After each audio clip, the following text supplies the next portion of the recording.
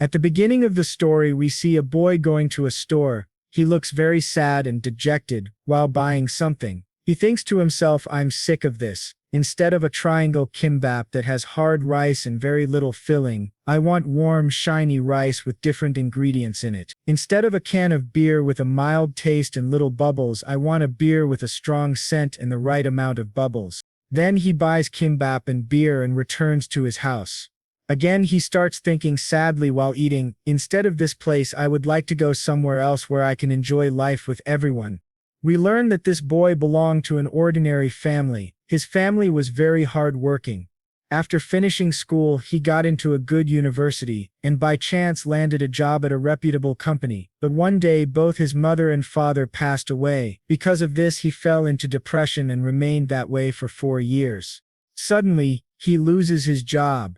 Now he is working at a small game development company. While thinking about all this, he smells cigarette smoke coming from the direction of his window. When he goes to see who is smoking, he opens the window and sees a gate to another dimension. He is quite surprised. At the same time, he receives a notification on his phone about the seal gate. He wonders, am I the only one who can see this gate? If this is some kind of gate to the future, that would be even better. Still, if this is a way to change my life, I'd like to try it. But how should I use it? He tries to put an item inside the gate, but it doesn't go through. He then realizes that none of his items can pass through except for the one he had kept with him. He thinks further, it could happen that if I go inside I may not be able to return, but it doesn't matter. Let's go inside. Upon entering the dimensional gate, he arrives at an old house. Looking around, he thinks, this house looks very old. Everything here must be expensive. He looks out the window and enjoys the view of the village. After a while, he notices a shiny paper on the side table. It is a contract related to the dimensional gate. According to the contract, he can travel back and forth between 2 places, but the gate will only work twice. There is also another item called the subspace pocket. This pocket is connected to the gate and can be used to lift any item from Earth as long as the item's weight is within a certain limit. To use it, you must place your right hand on the item and your left hand in empty space. There are no restrictions on what you bring in, but the only thing you can take back is gold. The boy is shocked to learn that he is initially being given 1,000 gold coins for staying there. He reads further, if you sign this contract, you will learn the language of the Manhwa Empire. You have 7 days to think about it. If you do not sign within 7 days, all memories related to this dimensional gate will be erased. If you die for any reason, the contract will be automatically destroyed. If you want to sign it, place your right hand on this paper. The boy thinks 7 days is too much. I'll just sign it now. As soon as he signs, he learns the language of the Manhwa Empire. The boy is welcomed into the empire and given the name Cho Isu.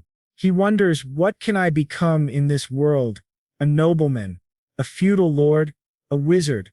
Well, it doesn't matter for now. I just want to stay here and escape the small problems of my life.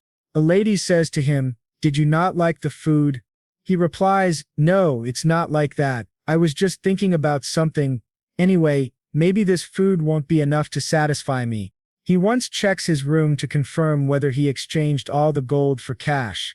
He plans to return to that place again, but he loses consciousness and falls asleep. When he wakes up, he notices that he looks much younger. His skin has become shiny, the color of his hair has changed, and his nose is a bit sharper. He jokes to himself that maybe money was deducted from his gold for this new face. He then goes back to the same village and wonders, will my phone work here? Well, I don't really need to use it while I'm here. Opening the window of his room, he is once again shocked by the beautiful view. He sees a lady in the room next to his. She sees him too. Yasu thinks, is she a villager? My eyes made contact with her. Should I greet her? But the lady speaks first and asks, who are you? Yoziu introduces himself. The lady replies, this house has been empty for a long time. Did you just move in? Who are you? Did you get permission from the village chief? Izu answers, I'm an adventurer. I'm planning to stay for a week. If I decide to stay longer, I'll ask the chief for permission. Then the lady says, since you're here, come and have a meal. Oishi didn't expect her to be so polite. Then he goes to have a meal with them. In the next scene we see him sitting down to eat, but the lady gives him just one bowl of soup. Seeing this, he feels that the food is very simple. However, looking at it, it seems delicious. Anyway, it's better to try eating here than sitting alone at home drinking beer and eating triangle kimbap. Since he's going to stay here for some time, he thinks he should get used to the food. He then asks the lady her name. The lady tells him her name is Maggie Humphrey. He further asks, "Do you stay here alone?" Aunt Maggie replies, "My husband has gone to the bar to work, and my son lives in another town. Tell me, where have you come from?" Isu says, "I have come from Sioux City, Korea." Aunt Maggie replies, "You've really come from quite far." Then Isu says, "Now I would like to try eating this. Anyway, there's no spoon or fork here, which means I'll have to dip this bread in the soup and eat it." Looking at the soup, Isu thinks, "This kind of soup is also sold in our city, but many other types of ingredients are usually added to it." Aunt Maggie asks, "Won't you eat this?" Isu replies, "No, I will eat it." Aunt Maggie says, "Eat it before it gets cold." Isu thinks, "The bread is a bit hard, but when I dip it in the warm soup, it becomes soft and actually tastes really good, but something is missing. Oh, black pepper." Then he says to Maggie, "Excuse me, ma'am, do you have black pepper?" Maggie looks a bit surprised and asks, "Did you not like the food?" Isu replies, "No, it's not like that. In our city, black pepper is added to every kind of soup, that's why I asked." Aunt Maggie responds, "Maybe it's cheaper where you live, but here it is very expensive, so expensive that only noble people can afford it. I've never bought it in my life." Isu thinks maybe she doesn't like talking about black pepper. Then he says, "This bread and soup are really delicious. There's a deep hint of corn in it that makes it taste so good." Aunt Maggie replies, "Don't talk so much, just eat it." Isu says, "Forgive me, but if you don't mind, can I know the recipe?" Aunt Maggie, who was making something, says, "Okay, you want to know the recipe? Fine, come behind me." Then both of them go out of the room. Isu thinks, "The air here is much nicer and fresher than the air of the city." Aunt Maggie says to him, "Come here." Isu starts following her. Then he asks, "By the way, what's the name of this village?" Aunt Maggie replies, "This is Roden." Isu starts looking around. Aunt Maggie says, "What are you doing? Come here and look carefully." We see some ingredients kept there, which include corn powder, Aunt Maggie's homemade butter, and onions grown in Roden. Then Aunt Maggie explains the process of making the soup. First, the butter has to be melted, then fry the chopped onions until they turn brown. Onion acts as a sweetener, so there's no need to add anything else sweet. Isu thinks, "I didn't know onion could be used like this in corn soup." Aunt Maggie continues, "Next is this corn powder. I bought this corn from a local trader. He said it's a new crop, so we won't be able to get it for some time." Isu thinks, "It seems corn isn't very common here." Maggie says, "I thought I'd try making powder from this corn. It actually worked, so I continued doing it this way. Just mix a little of the corn powder with the fried onion, then add water and milk together, and boil it on a low flame. Finally, just add a little salt. Now it's ready." Isu is amazed watching the soup being made. He thinks the process is so simple, but even if I try making it, it probably won't taste this good. Aunt Maggie starts going inside the house with the soup. Isu takes something out of his pocket and gives it to her as a gift. Aunt Maggie looks at it and is very surprised. It is a mirror that looks quite expensive. Isu says, "You invited me to your house for food, so this is a small gift from me." Aunt Maggie thanks him, but then rudely hands the mirror back to Isu.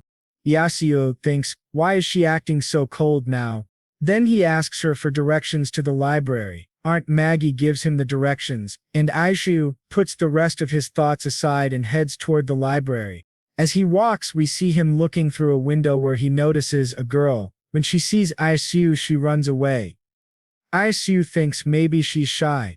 He continues walking and eventually reaches the library. Upon entering, he sees a boy with a name tag that reads Shara, who is eating something. The boy welcomes Isu. Isu greets him, "Good morning," and thinks, this man must be at least 30 years old. By the way, what is he eating? The boy says, maybe we haven't met before. Isu replies, I'm an adventurer who has come to this village for a short time. My name is Isu. I'm from Seoul City, Korea. Isu looks around the library and thinks, this is a library, but it's better than the bookshelf at my home. There are only around 50 books here. Maybe these are all rare books. Still, I don't understand one thing. Why is such a good man taking care of this library? The boy asks Is, have you come here to look for something? Isu replies, yes, can you give me a map of the IR Empire? The boy brings him a map. Isu asks, can I borrow it? The boy replies, no, only people of this village are allowed to borrow books from the library. You have to read them here. As Isu starts looking at the map, the boy also starts observing it with great curiosity, seeing which Isu thinks. He seems genuinely interested. He is very worried and thinks, I will have to flip the pages carefully. If a page gets torn by mistake, it will probably cause me a lot of trouble. Looking at the map, Isu says to the boy, this is a map, there's nothing on it except the sketch of the coastline and the continent. The boy replies, in Man it's illegal to put cities or villages on the map. He then points to a place and asks, is this Lauren village? Isu says to the boy, is it because of war? The boy responds, yes, that's why a detailed map can only be read by the royals and the military. Isu thinks, I hope there won't be a war here. I wouldn't like to live in this world, suffer the wrath and serve only the military people. Isu then asks the boy if war happens often there. The boy replies, it's not like that. Recently a wizard's family helped prevent war in our empire. Looking at the current situation, it seems unlikely that anyone would have the courage to attack our empire. Isu feels happy and thinks, it's good that I won't have to serve the military. Then the boy introduces himself and says his name is Hans. He is in charge of all tasks that require strength in the village. He says to Isu, if you're around my age, let's be friends. Isu tells him that he is 23 years old. Hans is shocked and says, do you use any drink or lotion to look young? I'm 17 years old. Isu is surprised to hear Hans's age. He didn't think Hans would be so young. Then both of them become friends. Isu asks Hans about the food he was eating. Hans says, this is bread with raspberries on it. First we cook the flat bread and leave it for a few days, then top it with different kinds of food. On this one I used crushed raspberries. Then Hans says to Isu, do you want to have a bite? Isu thinks, after seeing it, it doesn't look so tasty. Then Isu asks Hans, by the way, which is the nearest city around here? Hans replies, Pushing City is the closest, but it takes 3 days to reach there by car. Then which is the biggest city? Hans replies, Armenia City, but I've never been there. Some merchants come to our village and I've heard about it from them. It's the capital city of our empire. It takes more than a month to reach there by car. When Hans hears the sound of some people coming, he thinks the merchants have returned. He asks Isu, can you take care of the library at this time tomorrow? I need to go meet the merchants. Isu gets a little confused. Then Hans says that Isu can also get the things he needs from the library. Isu couldn't refuse. Both of them come outside, where we see some merchants. Isu feels very excited seeing them. He goes to say something to Hans but sees that Hans is already gone. Then we see Hans asking Aunt Maggie where the merchants went. Everyone is in a hurry. Hans wants to return home because he has to buy something and needs gold. After coming home he thinks he should take a shower. Then he thinks further, I cannot go from this world to the other world with anything. Going to another world wearing just underwear is a bit too much. It's strange, but what can I do? Then he thinks, yes, it's better to take my box of gold coins to the other world than to come and go again and again. That's why I need a subspace pocket. He goes to another place, takes 2 gold coins and heads out to meet the merchants. He goes to a restaurant where the merchants are going to stay. There are a lot of people there, which Isu finds very pleasant. He sees Aunt Maggie there. Aunt Maggie asks Isu, have you come to eat food? Well, you'll have to wait for it. Isu replies, no problem. Then Aunt Maggie says, I'll bring food for you in a while. Till then, drink this. Isu says, thank you, and starts thinking, If she gives me beer, how will it taste? I had beer before, will this one taste different? Then Ant serves him beer. Seeing it, he gets very surprised because he has been drinking this kind of beer for quite some time. He doesn't let even a single drop spill and drinks it completely. He finds the taste very delicious and drinks it again. Then Aunt Maggie comes over and says, "You'll have to give 1 silver and 5 copper coins in exchange for this drink." Isu gives her a gold coin. In return, he receives 8 silver coins and 5 copper coins as change. He thinks this means 10 silver coins are equal to 1 gold coin, so the cost of 1 cup of beer is around 15,000 won. Then he asks, "Do I have to pay separately for food as well?" Aunt Maggie says, "Don't worry, you've already paid for both. By the way, is the price of beer also cheaper in your city? Because here we get 1 cup of beer for 2 copper coins." She adds, "Well, now I'm going to prepare food for you." Isu says, "Till then, I'll enjoy this beer." He looks around. There are a lot of people, and he thinks he should go and talk to some of them. Then Hans comes, calling Isu. Han says, "Have you also come here to eat?" Isu replies, "Would you like to join me?" Hans says, "No, I came to eat with my family. In our village, it's a rule to spend time with your family during meals. But my family gave me permission to go and meet the merchants. That's why I came here." That's when Isu gets to eat.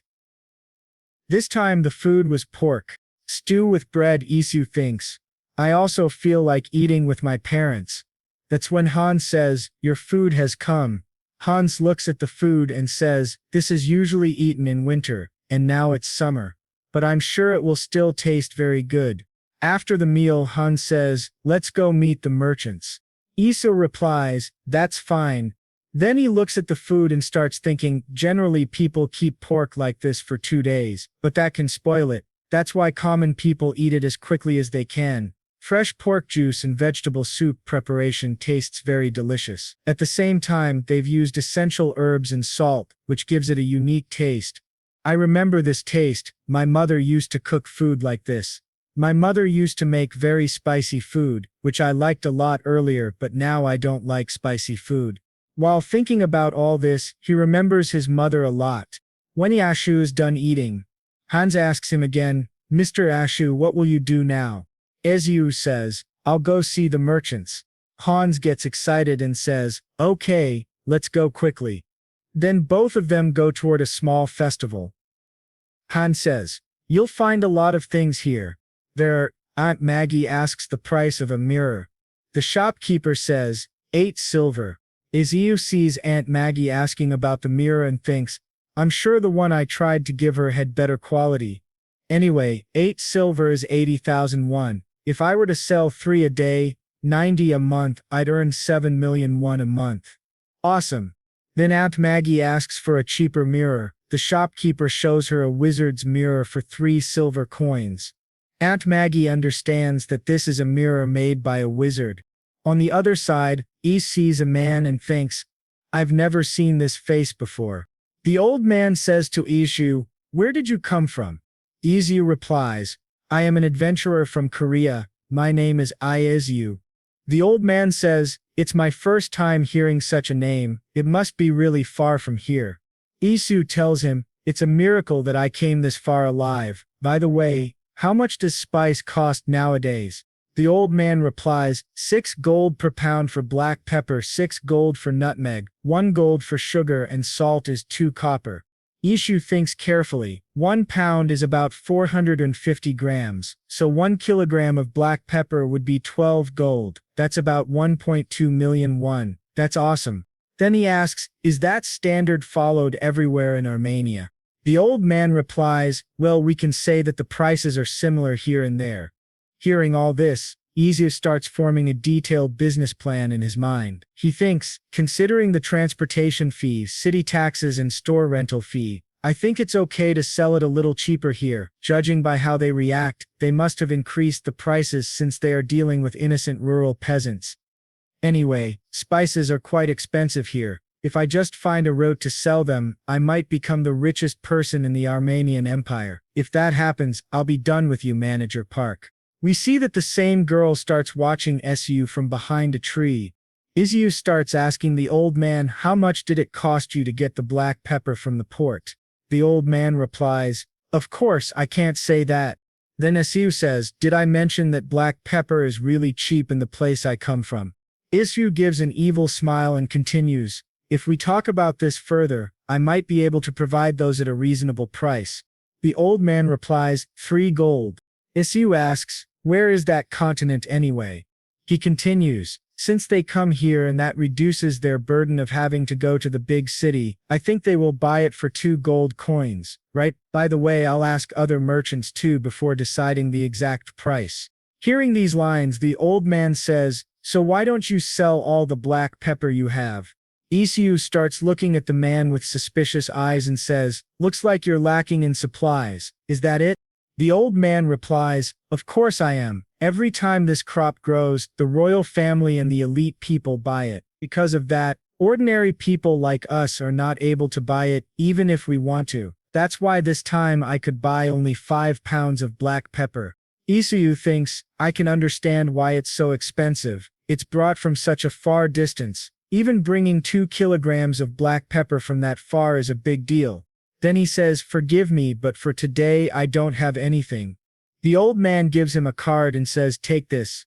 It was written on the card, "Spy Store, Colin Mug Wall, Central Market of Armenia City, Spice Street number 5. Then the old man says, "If a trade route opens to your continent, come to my store. And now, goodbye." In the next scene, Isu sees a kid sitting. He thinks he should go and talk to that kid. He goes to the kid and asks, "Hey kid, do you live here?" The kid says, "I'm not a kid. I'm 10 years old." Isu says, "Forgive me." Then the boy asks, "Where do you come from?" Isu replies, "From Korea." The kid says, "Liar, I've read 100 books but I've never heard of Korea. What are you talking about?" Isu says, "Do you know I'm 23 years old and I've read more than 1,000 books, yet there are still many things I don't know. And you think you know more than me?" The boy replies, "I'm the son of a general merchandiser. Mino strives. What about you?" Iso tells his name, to which the boy says, "That's a very intellectual name. By the way, since you've read thousands of books, are you rich? Because in this place thousands of books are equivalent to several 100 million won." Isu says, "Anyway, I have a question." The boy gets surprised and asks, "What do you want to ask me?"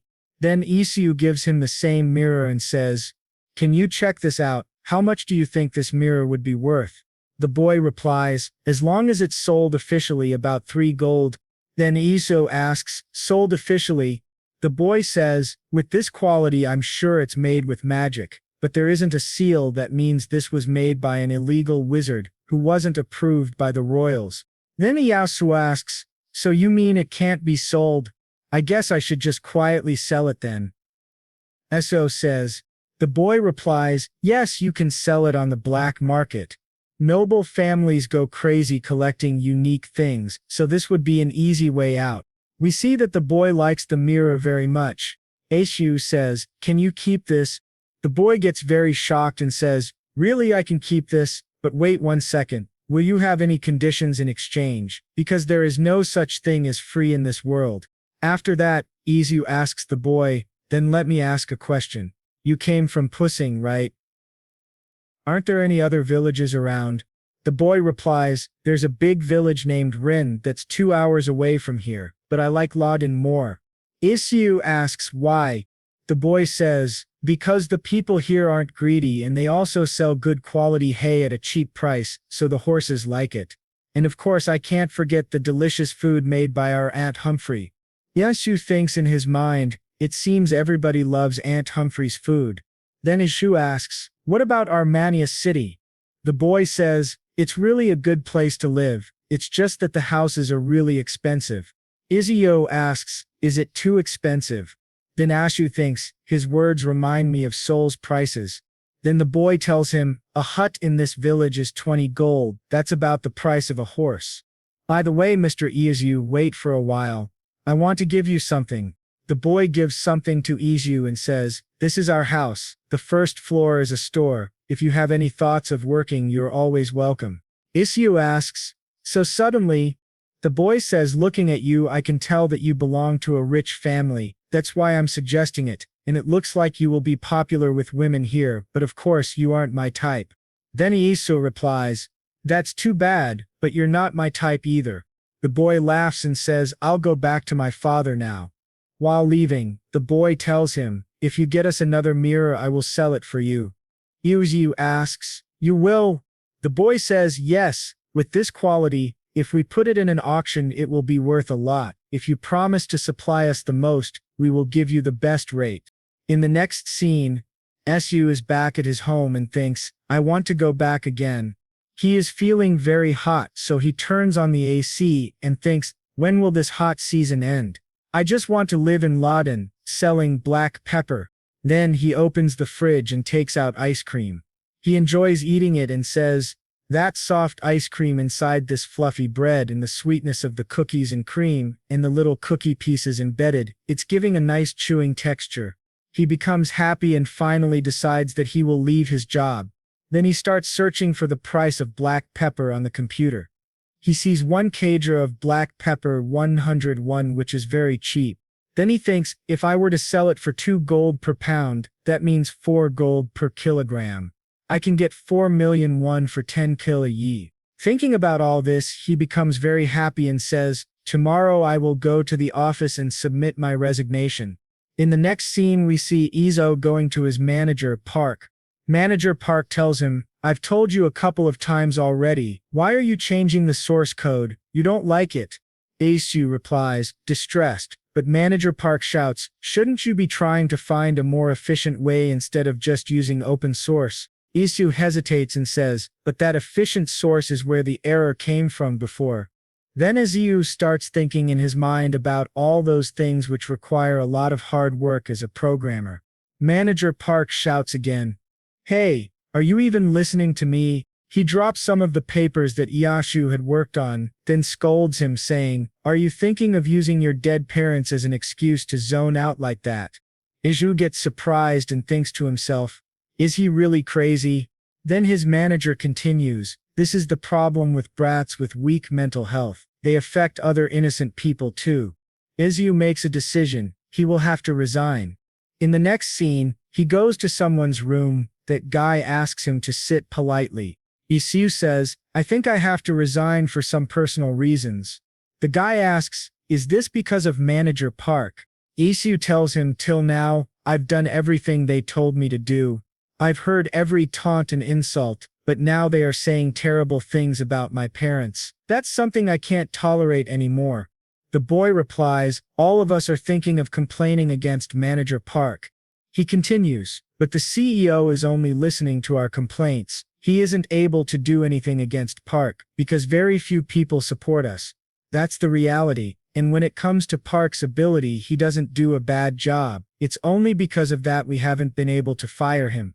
Isu thinks, I could not even concentrate on my work while remembering.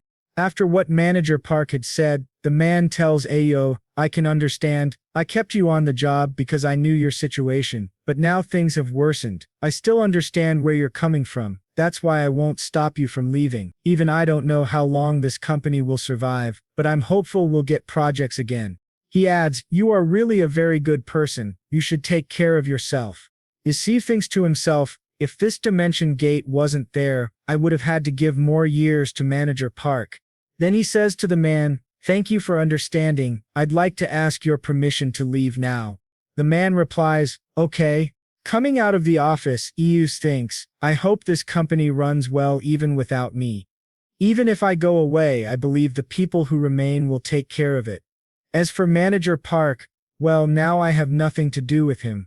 In the next scene we see Isu preparing to go to another world with both black pepper and sugar to start a business. He says to himself, I had 41,000 won in my bank, and I had 100,000 won in cash. Together that makes 41,000 won, which I used to buy black pepper and sugar. He continues thinking, now I feel scared to try new things, but I can do anything, and nobody can stop me now. He travels to another world, and after looking at his room he says, this place is really comfortable. I even made a secret space to store the black pepper and sugar. It's under my bed. Then we see him visiting Aunt Humphrey's house. Aunt Humphrey thinks he has come to eat food, but he says he has something to show her, and also something to give her. Aunt asks, "What is this?" Isu replies, "These are barley flour, apricot seed flour, and honey. I'm going to make something called a mask pack. We'll mix the ingredients and apply them to our faces." Aunt asks, "All that on our face?" Isu says, "Yes, it will lighten blemishes and give our skin elasticity." The aunt feels a bit weird and says, "But I don't feel like putting food on my face." Isu happily replies, "This is how women in our continent take care of their skin. Try it once." Aunt agrees and wears the face mask, which looks very strange. Aunt Maggie didn't leave any gaps while applying the mask. Seeing this, Isu starts laughing and says, "Aunt, you should have left space around your eyes and nose." Aunt thanks him, and Isu says, "It's nothing." In the next scene, he returns to his room and says happily, "I like this freedom very much." This is how he starts to heal and how he spends his days in Seal City. Then there is a knock on his door. Isu opens it and sees Hans. Hans says, "I haven't seen you in a while, so I thought maybe you had left." Isu replies, No. Hans says, "Can you spare some time? Would you like to join me in picking hops?" Isu asks, "Hops, what's that?" Hans replies, "It's used in making beer. I make it myself. Anyway, how long are you planning to stay here?" Isu says, "I'm not sure. I'm going to talk to the village chief first." Hans says, "He'll be happy if you decide to stay for a long time. We always need manpower." He continues, "There's a lot to do: harvesting hay, feeding animals, fetching water, making beer, grinding grains, and I also have to protect the library." Then as Siu asks Hans, "Recently I saw a blonde-haired girl. Who is she?" Hans looks surprised and says, "Blonde hair? There's no such girl in our village. There's only one girl here, but she's a little weird." Isu asks, "Weird? How?" Hans explains, "It's been 10 years since she came here. She lives with her mother, but they don't interact much with the neighbors." Isu says, "Really?" Hans continues, "But they do everything they're asked to do. People have to work if they want to stay in the village after all." Isu asks, "Is that why you want me to go with you to pick hops?" Hans laughs and says, "That's not the only reason. If we think about it carefully, we realize that after taxes, most of our earnings are spent quickly. That's why when merchants come, they manage everything: rent, collection, supplies, and more." Isu comments, "So do you consider them your wallet?" Hans starts laughing. Then Isu thinks, "The kid was right. Villagers here only make enough to get by. They'll take whatever you offer without bargaining." It's hard to imagine that in our modern society. I guess this is what it means to live like flowing water. It's good. Both of them arrive at the place they were heading to. Hyen shows Isu a sample fruit and says, "You have to collect fruits that look like this." Isu takes one, smells it, and thinks, "It smells good, like a mixture of grass and fruit." Then he says, "I heard that beer in a world without hops tastes awful. It's fortunate there's hops here." Lost in thought, Hans calls him Mr. Isu. "What are you doing?" Isu says, "Nothing. I was just thinking about something. I just need to put this in the basket, right?" Hans says, "Yes." Then we see them collecting the hops together. A lot of fruit was filling the baskets. Hans said, "This is enough." Isu replied, "It finished earlier than I imagined." Then Hans said, "Let's go now." On the way home, Hans told Isu, "The firewood is running out. Can you come tomorrow as well? We have to shave the sheep before it gets hotter." "Do you know how?" Isu didn't say anything. Then Hans said, "I'll take this to the inn. By the way, you must be tired. Take some rest for a while." Isu said, "Okay, thanks," and then started running towards his home. He went home and took a bath, which made him feel really good. Then he thought to himself, a beer would be perfect after a nice shower. If I'm going to drink beer in another world, I should take some food there. He started thinking about a lot of food and said to himself, "I feel like eating all this." He began browsing food on his phone and planned to take some of it to the other world. After much thought, he picked a food item and ordered it online. After some time, the delivery arrived. He decided to take the food to the other world using his subspace pocket. He thought it'll be great to enjoy the taste of Korea in another world. After reaching the other world, he thought, but how can I eat this food? There's not even a plastic bowl here. If I think about it, I haven't brought any of my essential things here. So he went back and brought some bowls from Korea. At this moment, Hans arrived. Hans said, after coming inside, I was knocking at the door for a long time, but I couldn't hear anyone's voice. Isu, who was without clothes, was stunned to see Hans. Hans said, sorry, I came in without permission. Next time, I'll wait outside. Isu said, okay. Then both of them went to the garden and started talking. Hans said, I've been working hard to cover your quota while you weren't here. Isu asked, work? Hans replied, the hops we picked earlier. We had to clean the dust off the fruits to make beer. Since you weren't here, I did all of that myself. Isu was very surprised and said, thanks. He thought to himself, this place is nothing like Seal, but it's much better. Then he thanked Hans again and said, I'll help next time. By the way, why are you here again? And said, do you want to have dinner with me? Isu remembered the food he had planned to eat, the one he ordered and brought into this world. He wasn't sure what would happen to it, but still said yes to Hans. Seeing Isu's expression, Hans said, if you're saying yes, then why are you making that face? Isu said, no, it's not that I don't like it, it's just sudden. I actually cooked something. Hans was surprised and said, you know how to cook? Isu said, yes, but why do you sound so surprised? Hans said, nothing. You just seem like someone who only eats food cooked by others. Isu said, I was planning to share it with Aunt Humphrey. Then Hans said, let's eat at Aunt Humphrey's then. Isu asked, can we do that? Hans replied, of course, I'll get permission from my parents first. Don't start eating until I get there. Isu said, then I guess I'll use a wooden bowl. In the next scene, we see that Isu has prepared a delicious meal. Everyone is asking, what is this? Ya said, it's called roasted chicken. It's made by boiling chicken with different vegetables. Aunt Humphrey asked, lime stew? Isu replied, yes, it's similar. Eat it before it gets cold. After everyone had eaten their share, they started reacting so strangely that Isu became extremely nervous. Isu asked Hans, you don't like it, is it not to your taste? Hans said, this food, it just flipped my whole world. Isu said, what? Aunt Humphrey turned to her husband and asked, are you all right? Her husband replied, I lost consciousness because it was so delicious. Then Aunt Humphrey asked Isu, did you use spices in this food? Isu thought to himself, Aunt Humphrey is really experienced in cooking. That's why she noticed so quickly that I spiced up the food. Then he said aloud, yes, it's a common spice used in my hometown. Aunt Humphrey asked, is it not your type, Hans? Hans shouted, it's completely my type. Aunt Humphrey's husband said, it's my type too. Then Aunt Humphrey said to everyone, start eating now. Everyone enjoyed the meal very much.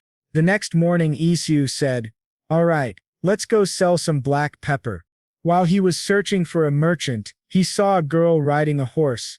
Isu thought to himself, she is very beautiful.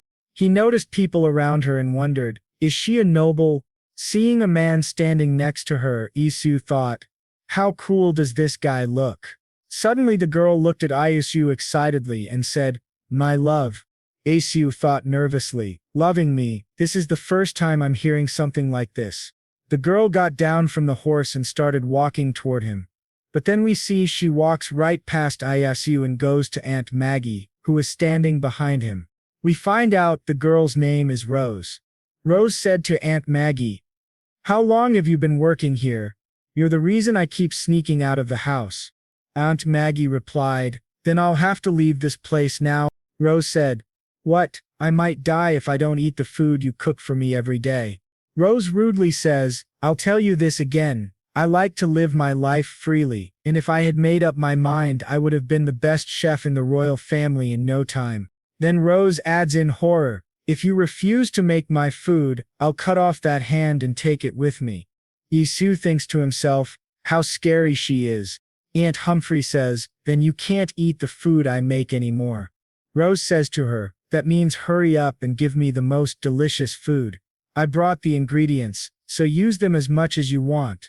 Aunt Humphrey replies, okay. Now go and wash up first. The girl runs off to freshen up. Before leaving, she says, if you add black pepper, I'm not going to let you go. Aunt Humphrey says, that's not possible. Isu thinks to himself, so she hates black pepper. Hans says to Isu, Miss JJ is so beautiful, right? Isu replies, yeah. Hans adds, of course she's a bit bad-tempered. Hans is about to say more when Rose suddenly arrives and says, bad-tempered? But who? Seeing Rose up close makes Hans's heart skip a beat. Rose says, don't be scared. It's all good. I was furious when that rumor about my bad temper started spreading, but now it's too late to take it back. I bet my driver played a huge role in spreading that rumor. It's a really cunning one. Then pointing at Isu, she says, by the way, who's this person? Isu replies, let me introduce myself. I'm an adventurer, Isu from Korea. Hans adds, he'll be staying in the village for a while. Rose starts asking a lot of questions all at once. What is this Korea? It's my first time hearing of it. It must be far away from here. Which family are you from? How much wealth do you have? Hearing so many questions at once, Eozi's head starts spinning. Just then the same man from before arrives and takes Miss Rose away. Rose shouts, hey, let go of me, let me go. Isu looks at the girl and thinks, what a crazy young girl. Then Isu asks Hans, her name is Jace Rose. Hans replies, yes, you can call her Miss JJ for short. Isu says, I see, Miss JJ must be very interested in me. Isu pokes Hans and asks, do you like Miss JJ? Hans replies, what are you saying? It's not like that. He continues, Mrs. Humphrey's food is really good. Even if I use the same recipe and ingredients, it doesn't taste as good as hers. Just then, a swan becomes very happy after seeing a man and says, Mr. Joseph, I am here. The man named Joseph replies, all right, Hans, get me a beer. Hans brings the beer. Isu asks the beer's price and Hans says, we don't charge money today, it's Miss JJ's day, after all. Uncle Joseph says to Isu, since we're here, let's have a drink together. Isu replies, yeah, of course. By the way, I heard him call you Mr. Joseph, and I'm Isu, sir. If you don't mind, may I ask what kind of business you do? Uncle Joseph replies, I sell spices in Hermania City. Isu asks, by any chance, do you know Mr. Mugo? Uncle Joseph says, you mean Colin Mugo? Of course I know him. We are very close. Isu asks, how do you know him? He came here last week. Uncle Joseph asks, did he perhaps sell some black pepper here? Isu replies, yes, but he said he only got a little of it. Uncle Joseph exclaims, come on.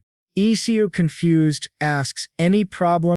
Then Uncle Joseph says, I'm the owner of the biggest spice shop in Hermania. I couldn't even get a grain of black pepper because the Medits family swept it all up. No wonder the Medits bathe in pepper water. There's even a rumor they use pepper as perfume. Isu thinks, that sounds like the other way around.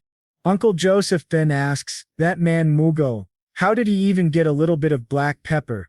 Isu thinks, come to think of it, wasn't that what Hans ate before?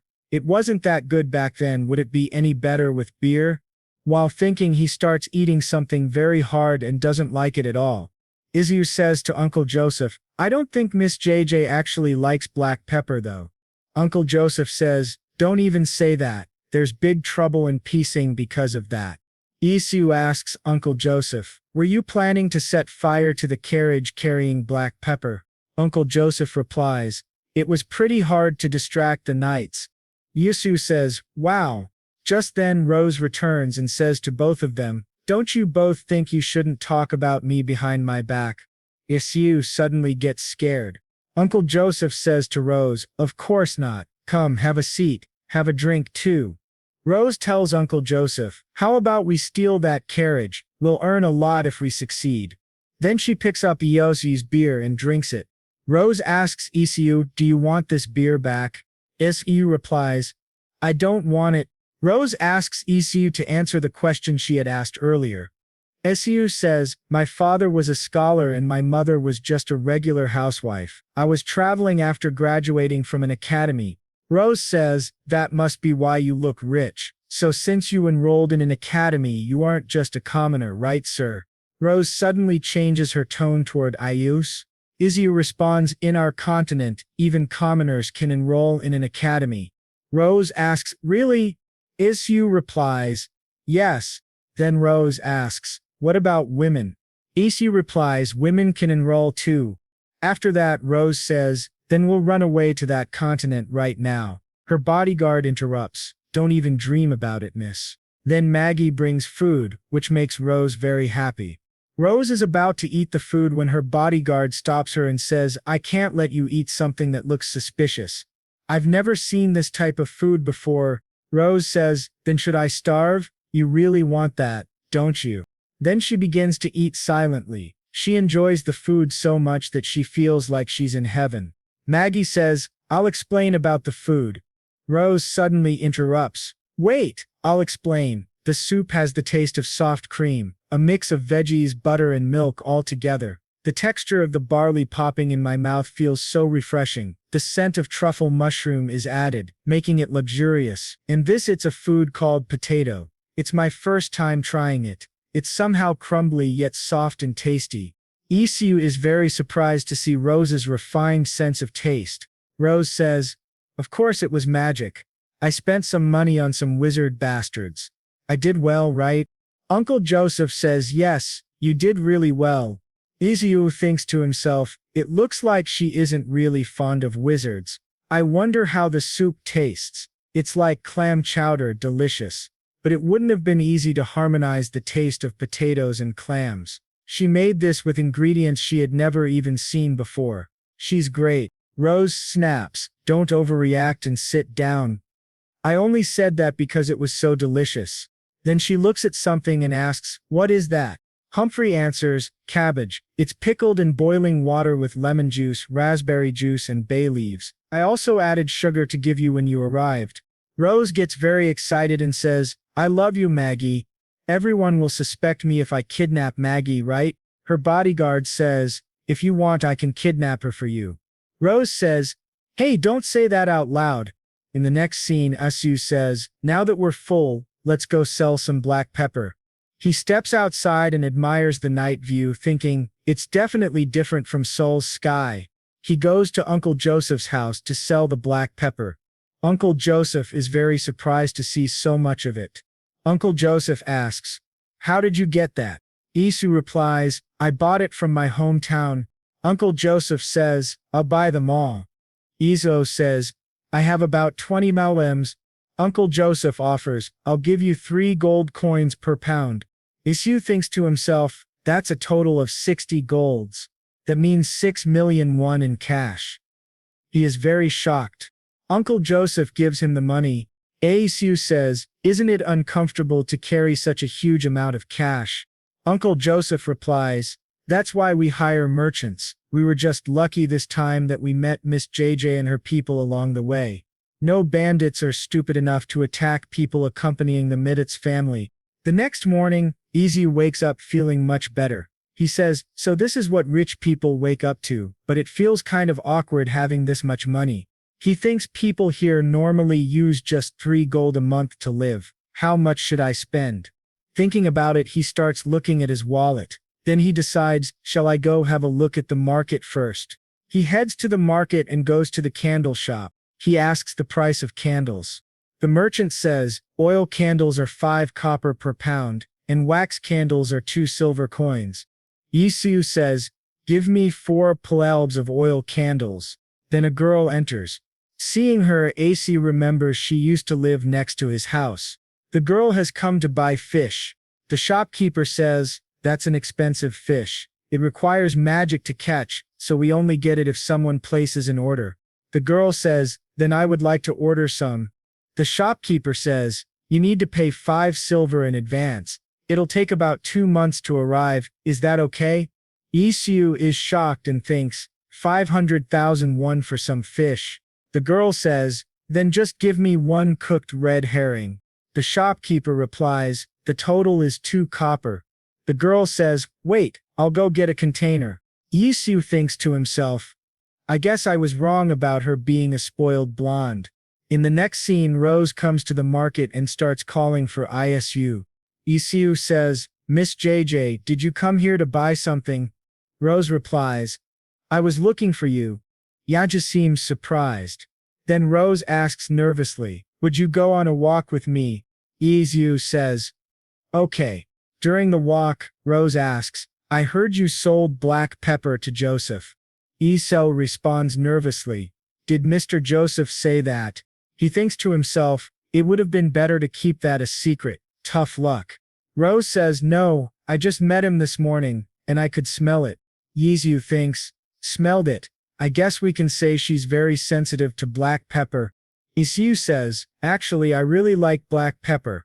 I bought some from my hometown and sold it here to get some money for transportation. Rose replies, I don't understand why people are crazy for such a thing. Isu wonders, is it because she's just sick of it, or does she really hate it? Then Asuru says, but I like it. It's really delicious when used on ramen, when black pepper is sprinkled as a topping on spicy and sweet ramen soup. Rose asks, are you eating something? Isu replies, no, it's nothing. Maybe the reason you hate it is because some guy just uses it excessively. Rose answers, it's not that kind of problem. I don't care about that. It just makes me sick when I even smell it. Rose gets very angry, and everyone nearby asks her to calm down. She then says, sorry, I've just been a bit on edge lately. Isu says, it's all right. Then Rose says to Aishu, you're also some kind of noble, right? Traveling around while hiding your true identity. My eldest brother is also traveling to gain experience. Isu asks, so did you say you wanted to study? Rose replies, no, I want to inherit my family's business. Even if you can't inherit their business, can't you at least get a store in the capital if you talk to your father? Isu asks. Rose replies, no, it won't work. My father is planning to marry me into a wizard family. You know, wizards are descendants of elves, and people serve elves like gods. Even the families who marry into wizard families are praised, as if they were chosen by the gods. For that honor, he's going to marry me off to a wizard family. Isu says, it must be hard for you to face an arranged marriage. Then Rose says, so take me to your continent. I can offer you 5,000 golds. Isu responds, I understand how you feel, but would you be all right in a foreign land with no family members? Isu gets emotional and says, one day I suddenly lost my parents and got lost. That saying time heals everything was a lie. The more time passed, the more I missed the days I spent with my parents. Rose says, it looks like your parents were good people. Isu replies, yes. Then Rose says, actually my parents are good people too. It's just that it made me realize they're ultimately like all the others. She continues, it's not important to them whether there's something I like or hate. They just want me to live up to the standards adults made. Then Rose adds, well, my house is about 4 days away from here, so you can visit sometime. Isu says, okay. After I get used to this place. Rose says jokingly, it would be better if you kidnapped Maggie too on your way there. Isu replies, I guess I should rather not go then. Rose says again, I will give you 5,000 golds. Isu jokes, wouldn't it be better to give that to Humphrey instead? After the conversation ends, Rose leaves. Then Iyasu sees an old man and goes to talk to him. The man already knows Iyasu's name. He asks, are you going to stay in this village? Isu replies, so you knew me, I should have visited you first. Sorry I'm late. The man is actually the head of the village. The old man says, it's okay, go ahead with your plans. We're already like neighbors now. Isu says, okay. That's it. So can I just live here? Isu is very surprised by how easily the village accepts him. In the next scene we see a car arriving in the village. Maggie shouts, old men. She gets angry and says, where the hell have you been? Oh my god, you got a kid now? We then see some people arriving bringing a baby with them. Maggie asks the lady, is the baby healthy? The lady replies, yes, he's a perfectly healthy boy. Maggie gets emotional seeing the baby. We come to know that the woman is Maggie's daughter-in-law and the baby is her grandson. Isu feels very happy witnessing the moment. In the next scene, Hans comes to Isu's house. Isu says, "What is it? Do you need more firewood?" Hans says, "No, let's go see the baby." Both of them go to see the baby and think that he's very cute. Then Hans says, "Mr. Isu, I need to tell you something." Isu asks, "What is it?" Hans says, "A noble is trying to buy our village." Isu asks, "Seriously, what do you mean by that?" Hans says, "I mean our village could be sold at any moment now." Isu says, "What? Isn't that a serious problem?" Just then, the baby starts laughing. Seeing this, Isu says, "Well, maybe it's not as important as this moment." Hans says, "I guess so." In the next scene, Isu brings Hans to a different place and asks him, "By the way, that thing you mentioned earlier, isn't that a serious problem?" Hans asks, "What? Which one?" Isu says, "The thing you told me about the noble." Hans says, That, actually it doesn't have much to do with you. You're a traveler. You can leave at any time." Isu thinking to himself, that kind of hurt. Hans continues, "Anyway, there's something I wanted to give you." He hands over some books and says, "This one is about one of the nobles I like. It can help you better understand this place." Isu replies, "Thank you." In the next scene, Isu returns to Korea using the gate. Looking at his budget, he begins thinking about what he can sell this time. He remembers the girl in the market who was buying fish. Later that night, he goes to the market to buy something. He sees a lot of food and ends up eating to his heart's content. Then he thinks, let's take a walk to digest all this food. While walking, he reaches the fish market. Seeing so many fish makes him very happy. He spots a fish that looks just like the one the girl was buying. The shopkeeper asks, "Do you need some mackerel fish?" Isu replies, "Yes, but please remove the organs." The shopkeeper says, "Okay." Isu buys a lot of that fish, takes them home and thinks, "It's been a while since I had proper mackerel." He also finds a sauce called samjang. Isu says, "They don't have samjang sauce there, so let's make something tasty using samjang." He continues thinking, "I learned this when I was studying abroad, and lastly, if I mix in some nuts, then it's done." He collects all the ingredients to eat the fish and says, "I took some barley just in case, because porridge is more common than rice in that place." Then Eo remembers what his mother once said. Controlling fire is essential when cooking rice in a pot. You should fry the outer layer when frying fish so that the oil comes out, which prevents the fish from sticking to the pan. Bong-soo gets a little emotional remembering his mother's words. In the next scene, he goes to the house of his neighbor. The girl's mother opens the door and asks, "Who is it?" Isu says, "I'm Iyasu living next door." The girl's mom replies, "Hi, I am Mesa, but what brought you here then?" Isu says, "I just realized that I didn't introduce myself properly, so I decided to treat you to a meal." Then the girl comes and asks her mother, "What happened, mother?" Her mother replies, "Mr. Aishu just moved into the house next door." She then tells Isu, "This is my daughter. Her name is Hyen." Both mother and daughter are quite surprised that Isu is suddenly asking her to join him for a meal. Isu says, "I saw your daughter in the market looking for some mackerel fish, so I went to the neighboring village and bought some. I remembered that if it's all right with you, may I cook it?" That girl's mother says, "Sure. I wonder how it tastes." Isu says, "I hope it will suit your taste." "Okay then, let's eat in my backyard." Later in the next scene we see him cooking fish with great fun. He thinks I should fry the fish like this to make it crispy on the outside but soft on the inside. He's done cooking the fish, which looks very tasty. The three of them sit together to eat. Isu says, "This is steamed cabbage, but take a piece of mackerel fish along with some sauce on it, then wrap it and eat it." That girl's mother asks Is, "Did you live in a coastal village before coming here?" Isu replies, "Well, somehow, yes." Her mother eats the fish and after finishing, she says, "You have a talent for cooking, especially this sauce. It's my first time tasting something like this. It's really delicious." Isu feels very happy to hear the compliment and says, "I'm glad that you liked it. Now I want to try too." He finds it so tasty after eating it. He thinks I am in the ocean. He also thinks his mind about the cabbage's sweetness and the barley's texture suits well, but still, this part of the fish is the most delicious one. That girl's mother says, people who know how to eat should start eating from here. By the way, you should throw away the bones. Why would you eat those? Isu thinks. Somehow they don't seem like any ordinary mother and daughter.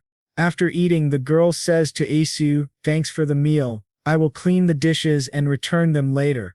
Isu says, it's okay, I will do that. That girl's mother says, let her be. She just wants to repay you somehow. Then she holds Isu's hand and says, thank you so much, I will treat you to a meal someday too. Isu says, okay, call me anytime. A scene of a few days later is shown. Isu thinks, it's been a month. He further thinks, I get very tired doing all that work with Hans. Just then, Hans arrives. Isu thinks that Hans has come to call him to do that work again. Isu asks in a very weary tone, what are we going to do today? Hans says, it isn't for work. Would you like to go to Lucian village with me? He is surprised to hear the name of the new village, but then he says, yes. Hans becomes very happy. In the next scene, Isu starts vomiting profusely due to traveling on such a dangerous road. He thinks, I should have taken meds for motion sickness. That was one murderous road. Then Hans says, there is someone I have to meet, so I will go that way. Isu says, okay, let's meet at this spot after about an hour. I will be at the pub if it gets too late. Hans replies, okay. Then he goes to meet someone. Isu thinks that he can take advantage of this opportunity to do some shopping in this village. Then Yu goes to a fabric shop and asks the shopkeeper, what kind of fabric is this?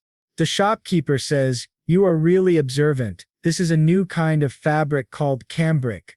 It's commonly used for handkerchiefs, curtains, and clothes. These are pretty popular among the nobles. Isu says, it's really soft, by the way, how much for it? The shopkeeper says, 1 gold each. Isu says, okay, then give me 2 of those. The shopkeeper asks, anyway, where are you going to use these? Isu says, baby diapers. The shopkeeper is very surprised.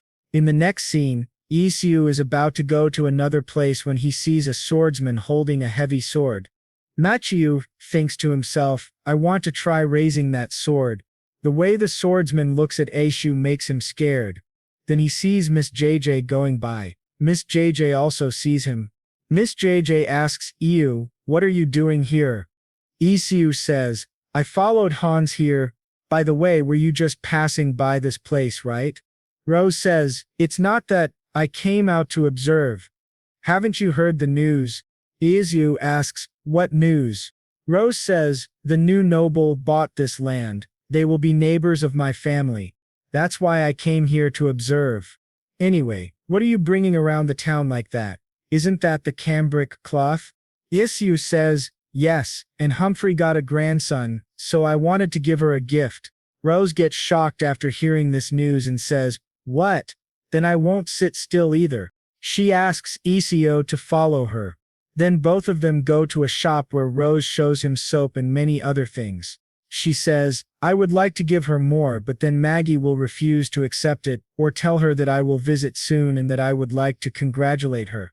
Isu says, I will, and if you hear any important news about the village, please tell me. Then Rose says, the people in Roden must be worried too, aren't they? If the new nobles buy the land in that village too, I have to get Maggie out before that happens. Oja thinks, her eyes don't seem normal. Then she says, you think I am obsessed, right? Whatever, this can't be helped. Then she calls the waiter to give her a special meal. Izu thinks, in his mind, a special meal? Rose says, normally every inn has a special meal for the nobles. Their special meal arrives. Isu doesn't like it. The food was not good at all. Rose says, try it. Isu says, thanks for the meal, then he eats the food. After eating it he feels like vomiting because the taste was too bad. Raya says smilingly, what do you think? Isn't it tasty? Try the bread too. Then he comes home with Hans. In the next scene, he is just thinking about the food and says, it's really killing me. Now I understand why Miss JJ is obsessed with Aunt Humphrey. I know that Aunt Humphrey shouldn't leave Roden no matter what.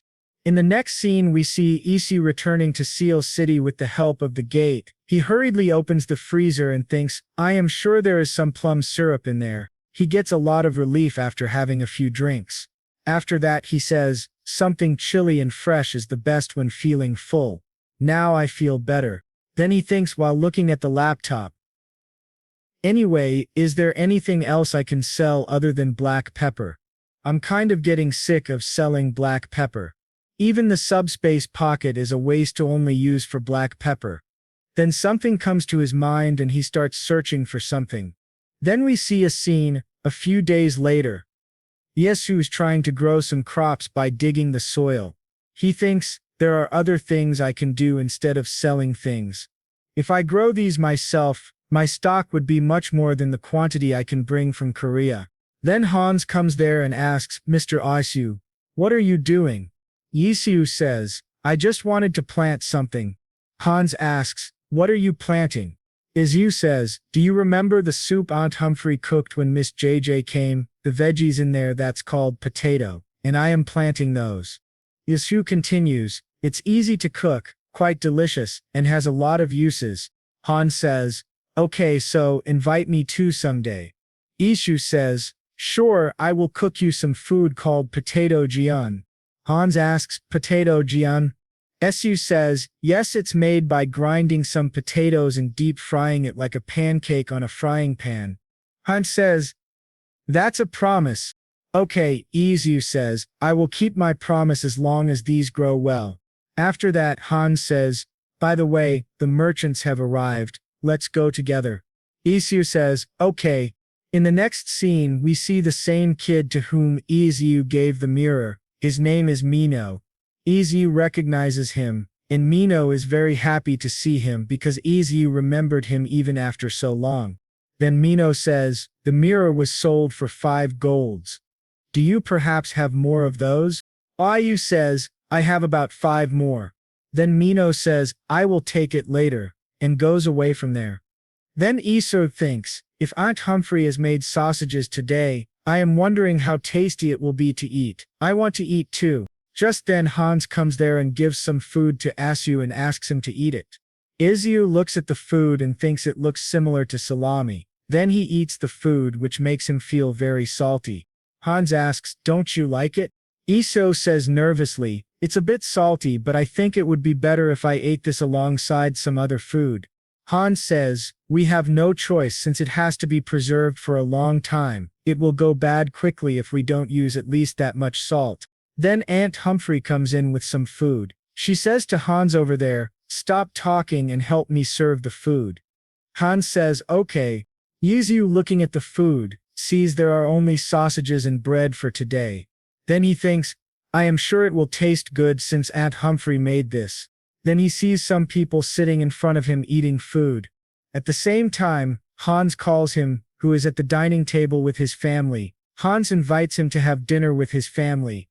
Hans's family also happily invites Isu. Hans's father says to Isu, I have heard a lot about you. Then everyone says, thanks for the meal. Isu eats the food and thinks it still tastes alright when I eat this with bread. The scent of the fermented meat and this chewy texture is this similar to salami too. Then while eating, he starts thinking about food in his mind. Then he asks, anyway, I don't see Miss Mesa and Hyen. Hans's mother says, I heard that Mesa isn't feeling well nowadays. Isu was shocked. Then Hans's mother gives some food to Isu, and says, can you take the leftover food to your place? Isu says, of course. Then when he starts leaving from there, he hears a lot of shouting and fighting. When Isu hears the voice, he understands that it is the voice of Hyen and her mother fighting. Then Hyen comes out of the room in anger. She and Isu come face to face, but Hyen doesn't say anything and goes away in anger.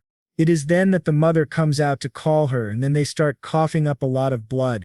In the next scene, we see Isu and the girl's mother at the dining table. Isu says, please eat before the food gets cold. The girl's mom replies, I will eat together with Hyen when she comes back. We see that she is very worried about her daughter. Then she says that Hyen isn't her real daughter, she is her nanny, who's been looking after her ever since she was young. Isu thinks to himself, so that's why I felt weird that time. I think there is a problem with her attitude too. The girl's nanny says, well, young miss doesn't have a warm attitude, but she isn't a bad child either. There's a valid reason why she shouted at me like that. Isu asks, is it somehow related to why you told the whole village that she's your daughter? The nanny replies, because we've kept this a secret. Our miss has a lot of talents. She wants to use those talents to earn money in a big city and get me treated, but I'm not allowing her. She's crazy. Isu thinks to himself, I also understand Hyen. Even I would have felt frustrated if someone important to me didn't want to get treated for an illness. Then the nanny says to Isu that she has a favor to ask. Isu asks, what is it? The nanny says, when I die, please help our Miss Hyen to settle down in this place. The next day we see Isu going to his parents' graves.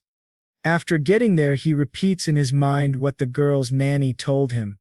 After that he says aloud, it won't be easy, but I'll try. Then he remembers something his own nanny once said. That's a lot more convincing to hear than you confidently telling me that you would definitely do it just to keep me happy. In the next scene, Iyasu thinks to himself, I am not someone who is good enough to be responsible for a girl that I barely even know. And it doesn't feel like Hyen is someone with whom I can get along well. But the reason why I said that was because I know the feeling of being left alone. In the following scene, we see Mino and Isu. Isu gives him the remaining 5 mirrors, which makes Mino very happy. Mino says, okay, I'll give you 3 golds per mirror, and I'll give you more if these get sold at a higher price. Isu says, you work with your conscience, huh? Then Isu asks, what about soap instead of mirrors? Mino replies, soaps aren't in as much demand as mirrors. Mino continues, anyway, Mr. Isu, what are you? Isu, surprised, says, I said I'm an adventurer. Mino says, what I mean is, are you a noble or a commoner? You have a scent that I can only smell from nobles. Commoners can't take a shower as frequently because water is rare. Isu asks, then how do the people in Armenia take a bath? Mino replies, there are several public baths that the wizard's family runs. Even the commoners use them because the price is affordable. Isu asks, the wizard's family? Mino says yes, Armenia doesn't have much water, so they gather weather with magic. Isu thinks to himself, then this country is so bad that they can't even survive without the wizards. In the next scene we see Hyen sitting next to her nanny. Her nanny says, Miss, sorry for not being able to be with you till the end. Hyen replies, you've been protecting me for 30 years. You did your best and you've done enough, so you don't have to cry. Leave peacefully. The nanny's health deteriorates. Everyone understands that she will not live much longer. It is time for her to leave.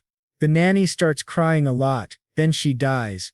Isu thinks to himself, Hyen eventually didn't even cry during Nanny's funeral. He visited her house to share some food, but he only saw the empty dishes in front of the house, not her. The next day, Isu returns to his home in Sea City. He goes to a cake shop and remembers a scene of his parents. His mother was eating bread. Isu had asked, are you eating bread again? His mother replied, I can live without rice, but I can't live without bread. His father joked, do you love bread more than me? His mother started thinking seriously, which made his father worried. We see that Asu's family was very happy back then. Back in the present, Isu buys the same bread. Then he goes to another world and starts eating his mother's favorite bread. He sees a packet on the table. At first he doesn't remember what it contains, but then suddenly, he remembers it's the same fabric, soap and lotion that he and Rose had bought for Maggie's grandchild. He sets out to give it to Maggie. Maggie asks, what is that? Isu says, Cambry cloth, and I also put soap and lotion from Miss J in here. It's a gift for getting a grandchild. Maggie says, oh my, you are so thoughtful. Isu says, it's nothing much. Then Maggie says, compared to you, the males in my family are so lazy. Isu gets nervous and says, I'll see you later. He thinks to himself, I better get out of here for the sake of peace in this family. Then he goes to see the crop he had grown long ago. He sees Hyen there and is very surprised. He says, "It's been a while. Were you looking at the potato flower?" Then he plucks a flower and gives it to her. He says, "How is it? It's simple but beautiful, right?" Hyen looks at him with a strange expression and says, "Why did you pluck that flower?" Isu says nervously, "You should pluck the flower for the potato to grow well." Hyen asks, "What is a potato?" Isu replies, "Something you eat. It's buried under the ground. Right now, we can harvest it after a month. I'll let you taste it." Hyen says, "Forget it." Isu thinks to himself, "Anyway, is she eating properly? Looks like she lost some weight." Then Isu asks Hyen, "Do you perhaps like bread?" Hyen asks, "Breaded?" Isu says, "Yes, I got some of it recently. I like bread." Hyen gets excited. She says, "Come on in then. Let's eat together." Then she eats the bread and Iu thinks, "Looks like she loves bread too. But I was wondering why her hair color altered so frequently, so she was indeed a witch." While thinking this, Iu starts looking at her carefully. At that time, Hyen asks, "Is it your first time seeing someone eating bread?" Isu gets nervous again and says, "No, I was just amazed by your ears." Hyen says, "You could have just asked if I'm a witch." Isu replies, "How could I when you were trying to hide it?" Hyen says, Yeah. Anyway, you better not tell this to anybody else. And don't talk to me when I'm eating." Isu is surprised by her behavior and says, "Okay." After finishing the food, Hyen says, "I get it now. You can fool the others but not me."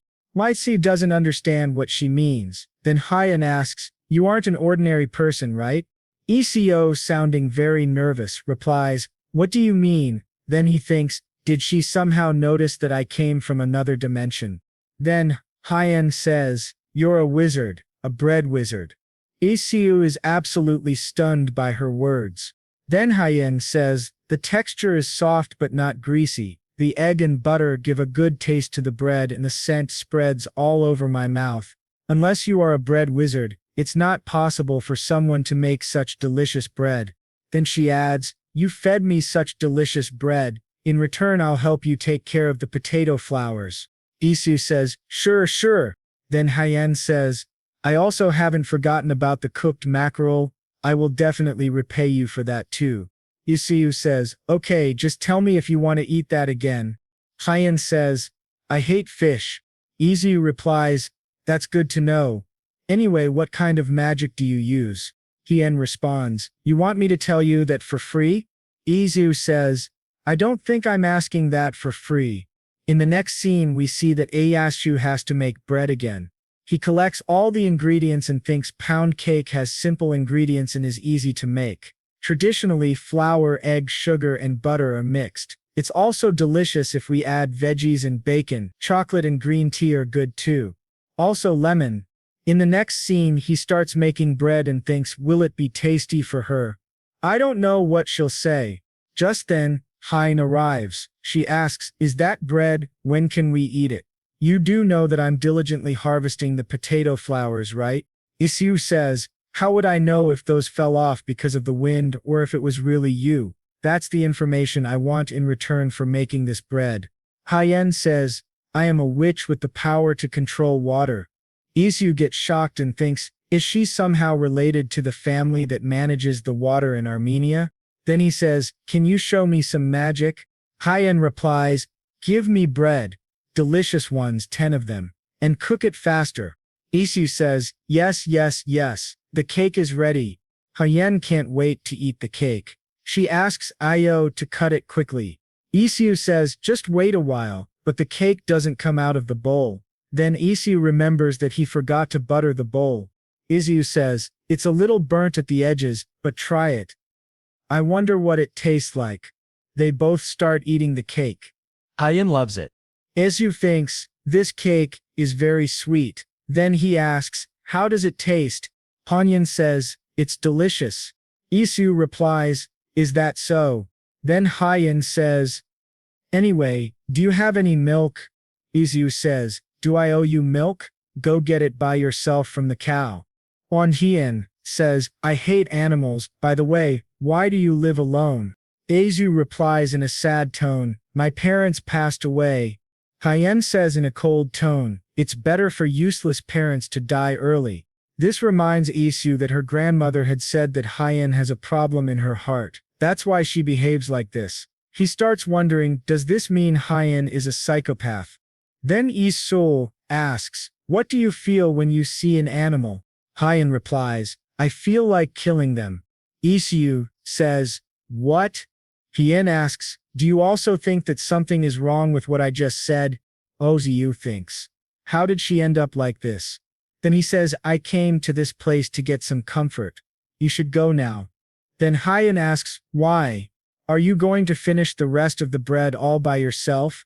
Then Isu gives her a piece of bread. After that, Hyen says, you are a good person. In the next scene, we see Isu lying on his bed, thinking to himself, I understand what it feels like to lose someone important to you. In such a situation, we don't have enough energy to consider other people's feelings, but still, Hyen is a bit worse. In the next scene, we see some people brutally killing the residents of a nearby village. During the fight, one man escapes with great difficulty. In the following scene, that boy is brought in front of the village head. The boy has fainted. When he regains consciousness, he becomes very frightened. The village head says, calm down. You passed out as soon as you got off the carriage. Then the boy says, Father, hurry up. Lucian village was attacked. They might come this way, so we better go. The village head says, it's all right. If they were really planning to attack this place, they would have arrived here already.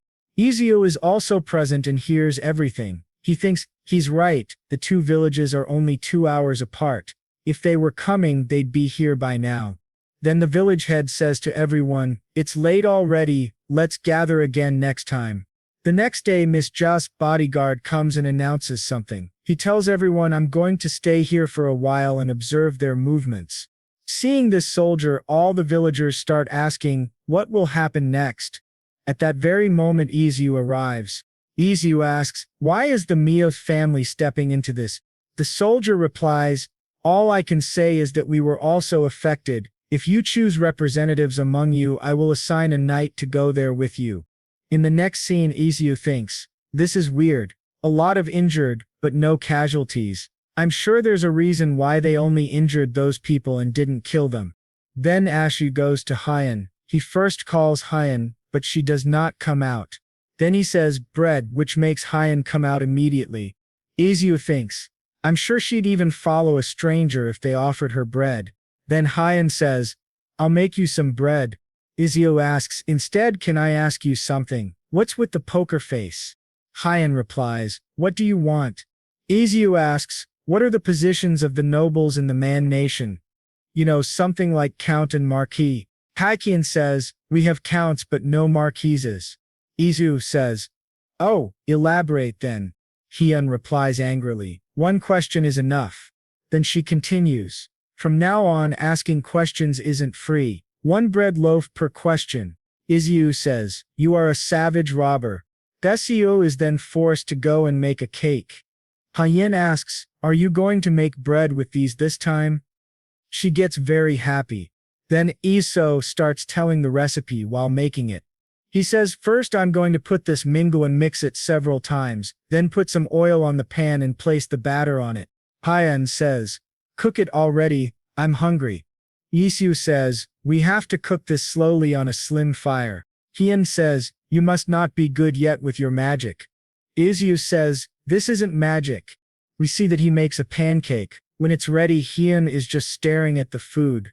Isu says, stop staring and eat it. Then she eats it and likes it very much. She asks, what is this? How can a piece of bread be this soft? Isu says, that's called a pancake. Then Hyen eats the whole pancake. Isu says, if you're eating, can you answer my question now? Hyen says, don't be so impatient. Isu says, oh, sorry. Then she says, first, the highest position is the emperor. That bastard rules this entire kingdom. Isu asks, are you really allowed to say it that way? Hyen says, I am going to kill him with my own hands anyway. Isu thinks, what a troublesome kid she is. Then he says, okay, continue. Hyen says, Next is the duke. It's a position given to the wizard family and the indirect royal descendants. Next are the counts and the rest of the nobles. Isu asks, that's all?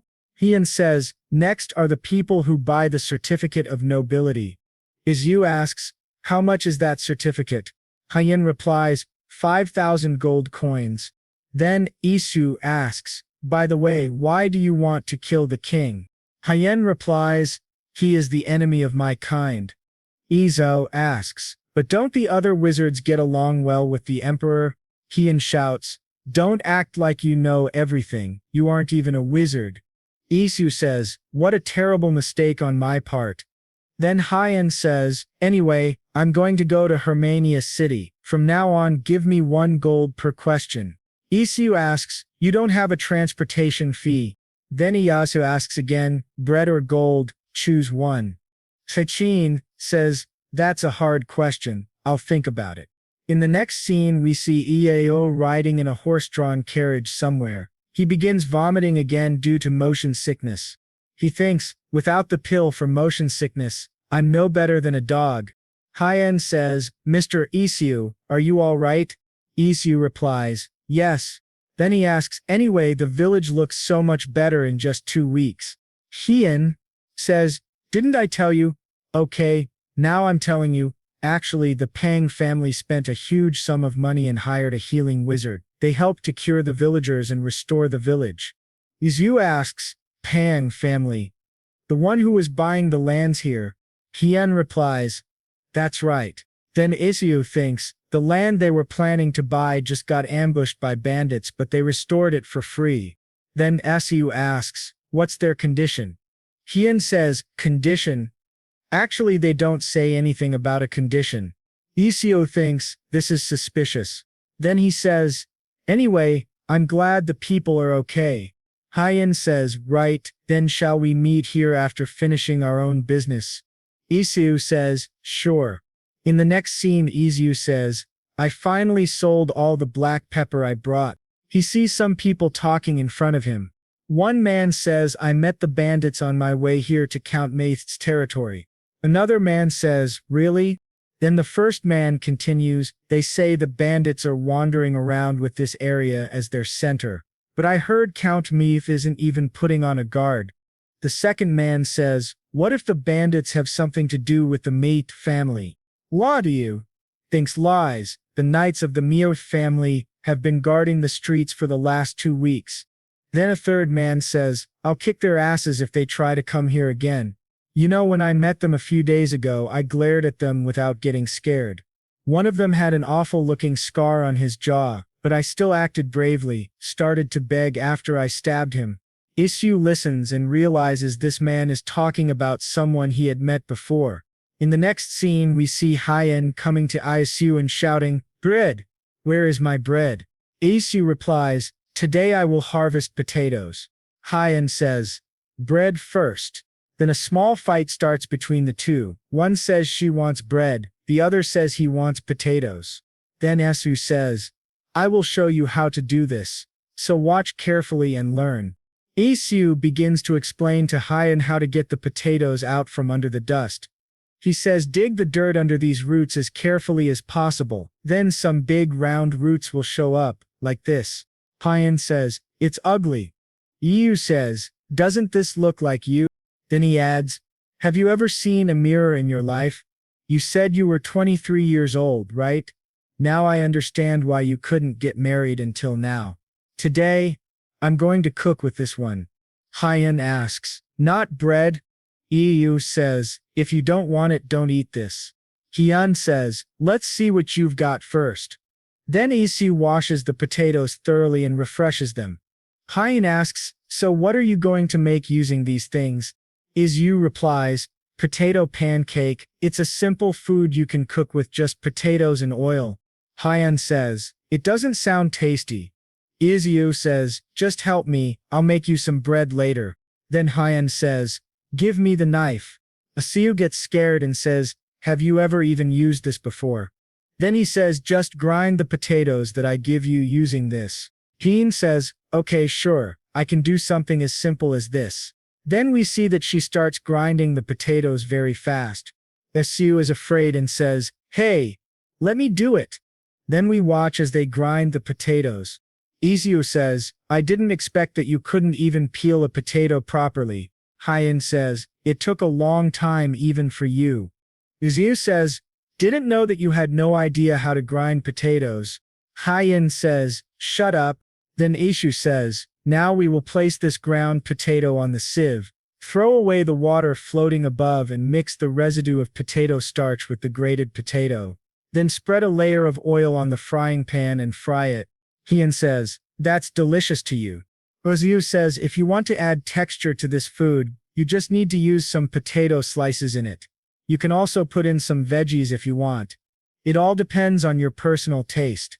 Now it's done. Go ahead and try this." Hyen starts looking at her food carefully. Isu says, "Eat it before it gets cold." Hyen says, "Don't rush me." Iwaju watches her. It seems she liked the food very much. While eating, Hyen says, "These edge parts are especially tasty." Isu thinks she knows how to enjoy this even though she doesn't know how to enjoy expensive ribs.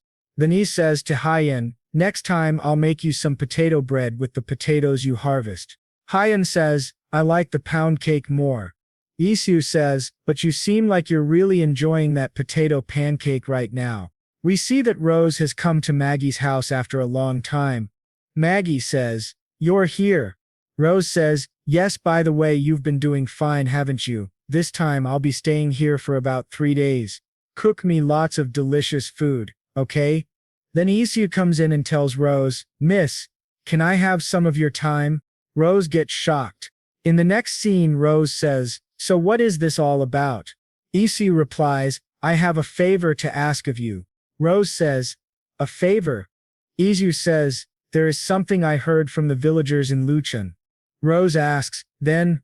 Isu says, "First I would like to tell you that I am not suspecting the Miao family, so don't be offended by me. I also know that your family has assigned the guards too." Rose asks, "What is it that you want to say?"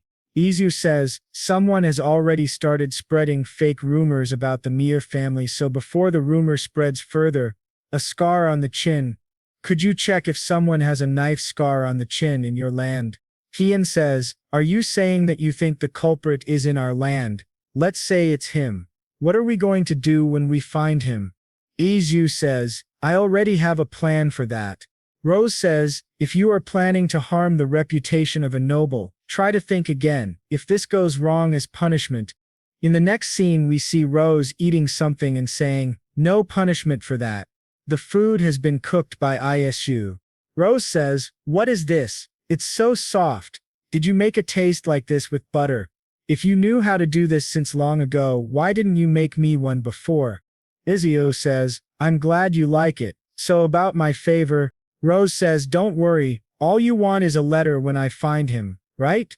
Isu says, "Yes, then I will go there." Rose says, "Okay, I can do that, it's nothing hard. Anyway, how did you make this?" Isu says, "Do you remember the potato you brought me first? I washed it clean and then sliced it." Rose says, "Seriously, these country people are so easy to fool." Isu says, "What?" Rose says, "Why are you revealing the information that only you know to others? You should sell that information in exchange for money. Why do you think craft masters earn more than farmers? It's because they have a special trick only they know. They only teach those tricks to their children. When they get wealthy, they'll buy the certificate of nobility and become nobles." Isu says, "Then I guess I can't tell you the recipe." Rose says, "Then instead of that, along with Miss Gay." Isu says, "Okay, enjoy your meal." After a few days we see Rose, who has come to someone's house. Rose says, "Guard, step aside." The guard says, "I was told not to let anyone in." Rose says, "Is that so?" Then someone from inside says, "I heard that someone was spouting. Let's see who that is." Rose says, "It's us who hired the bandits to attack the Luchun village. What kind of child dares to use their long tongue in that way?" Someone from inside tells Rose to come in. One man says, "Hello, Miss Jane Rose. Have you been well?" Rose tells the person, "Lift your face." That person does not give any answer. Rose, while pulling his hair, says, Didn't you hear me? Lift your head up before I smash it. The person sitting in front tells the man to lift his face. We see that it is the same man we encountered once before. The man in front is Rose's father. Rose says, "Father," she continues, "there is something I would like to tell you, just the two of us." Rose tells everything to her father. Then she asks, "What are you going to do now?" Her father says, "That man who just confessed is the territory manager of our family. I knew that the other nobles were planning something, but I didn't expect them to try pulling our honor down by buying our manager." Rose says, "We should tie him upside down and beat him until his insides fall out of his mouth. He still hasn't said anything about the one who paid him to do that, right?" Her father says, "Yes. He claims that everything was planned by himself." Rose says, "Then let's just torture him by drowning him for a week straight." The next day we see Isu going to a place in a beautiful looking carriage. He reaches the place and we see Rose waiting for him. Isu is quite surprised to see Rose's new getup. He thinks, she is definitely the daughter of a duke. Rose says, "What is with that reaction? Anyway, this isn't right to test a guest who has just arrived like this, but let's take care of that first." Isu says, "Okay." Then Rose asks, "So what is your plan?" Isu says, "This is a treasure of my family. It's made by a wizard with the power of the thunder god and the god of wisdom." Then he shows her something and says, "It's called a lie detector." Rose says, "You don't have to explain it with such minute details. So it's an artifact, right?" Isu says, yes, it's an artifact." Then Rose says, "So this distinguishes lies from the truth." Isu says, "You are right." Rose thinks, who the hell is he really? He's got an artifact as an heirloom, and there's also a wizard in his continent. Artifacts aren't things ordinary civilians can even see. Then she replies, "Okay, let's use this right away." Isu asks, "Don't you want to check what would happen if someone lies?" Rose gets a little scared and says, "Why? Will it kill me?" Isu says, No. Then we see that both of them try to get the truth out of the man's mouth with the help of the machine. Isu says, "From now on, if you tell the truth, God will be on your side, but if you lie, he will punish you by tearing your blood vessels apart." The man says, "Why should I believe that?" Isu says, "I will prove it in a simple way. Just say no to all my questions." Then Siu asks him the first question. "Miss JJ likes Aunt Humphrey's food, right?" Because of this question, everyone starts looking at Rose. The man says, "No." Then the machine detects the lie and gives an electric shock to the man. Yes says, "See, now we are done with the practice." Then Asu says with a horror-struck face, "If you lie once again, your family, children and even grandchildren will be punished for your sin. You will be punished by God who will tear your limbs apart." The man gets scared and says, "Please leave my family out of this. I just did what I was told to do." Isu becomes happy. Rose's father says to Isu, "I will continue from here. You can wait outside. Please take your artifact with you." Then we see Isu and Rose coming out of the room. Rose says, "That was quick." Isu says, "What should we do now?" Rose says, "There was something I prepared for you." Isu asks, "What?" Rose says, "I'm sure you'll like it a lot." We see a basket of cakes being brought to Isu as thanks. Isu gets shocked. Rose says, "Looks tasty, right? Try this. It's a flour dessert and is very popular among nobles and royals." Isu thinks this will be a very tasty dessert. But after eating it, he smells a lot of perfume, which he doesn't like very much. Rose says, "What do you think?" Isu says, "No comment." Then Rose says, "Try the others too." He says, "Okay," and thinks, "I hope that one tastes better." Rose says, "You can try each one of them." Then he eats another one and thinks, "I don't understand these tastes. It tastes like cosmetics, so terrible." After the lie-detecting incident, Isu has earned the trust of the media family. Now we see him relaxing after the incident. Rose and Isu are seen having a fun banter. After a while she asks, "By the way," Isu replies, "Yes." Rose continues, "Can I borrow this?" Isu is confused and asks, "What are you going to use it for, if I may ask?" Rose, with determination says, "I was thinking of disciplining some of the guards." Isu gets scared for the guards and denies her request. Later in the evening, Isu arrives before Count Medea and properly introduces himself. Rose asks her father, "How did it go? Is the Fia family really related to all of this?" Count Maddie replies, "Yes. The royal family has decided to impose separate punishments. The man they instigated will be sentenced to prison for life." We see Count Medea being grateful to Isu, as he was the most helpful. The next morning, Isu wakes up from a comfortable sleep, then walks toward the window to watch the bustling town. As he feels the chilly air, he quickly shuts the window. In the meantime, his butler arrives and brings him morning tea, snacks, and a bathrobe for him to cover himself. To Isu, it felt weird that he was relaxing in this new world, but he made up his mind, "This world is my new home." When he heard a voice calling for him, stating that the meal was prepared and Isu was called to have a meal with Count Medea. At the dining table, we see Rose all excited as she watches Io wearing formal noble clothes, commenting, "You look as shiny as a new gold coin in that outfit." Isu feels embarrassed since he's not used to noble clothing but decides to have the meal with the Medea family. Rose is interrupted by her personal maid for her informal way of speaking. Feeling lectured, she orders the maid to bring the food.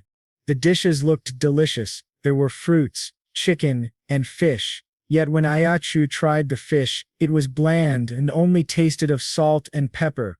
Rose, bold as ever, noticed Ayachu's reaction and spoke up. "Now you know why I keep going back to Mrs. Humphrey." Not wanting to make the Medea family feel bad, Iso compliments the food. Then he is served mutton ribs, which he finds good and not gamey. Rose's mother, feeling worried for her child, speaks up. "Goodness dear, aren't you a little picky about your food?"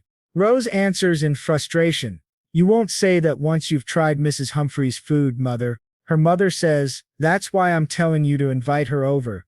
After the meal, Rose and Isu go out to explore the town. While they are leaving, Count Medea and his personal butler have a deep conversation about Isu's rewards.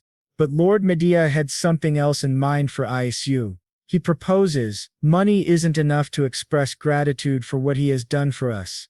The butler is shocked and realizes that Lord Medea is thinking of writing a recommendation letter for Isu to become a noble.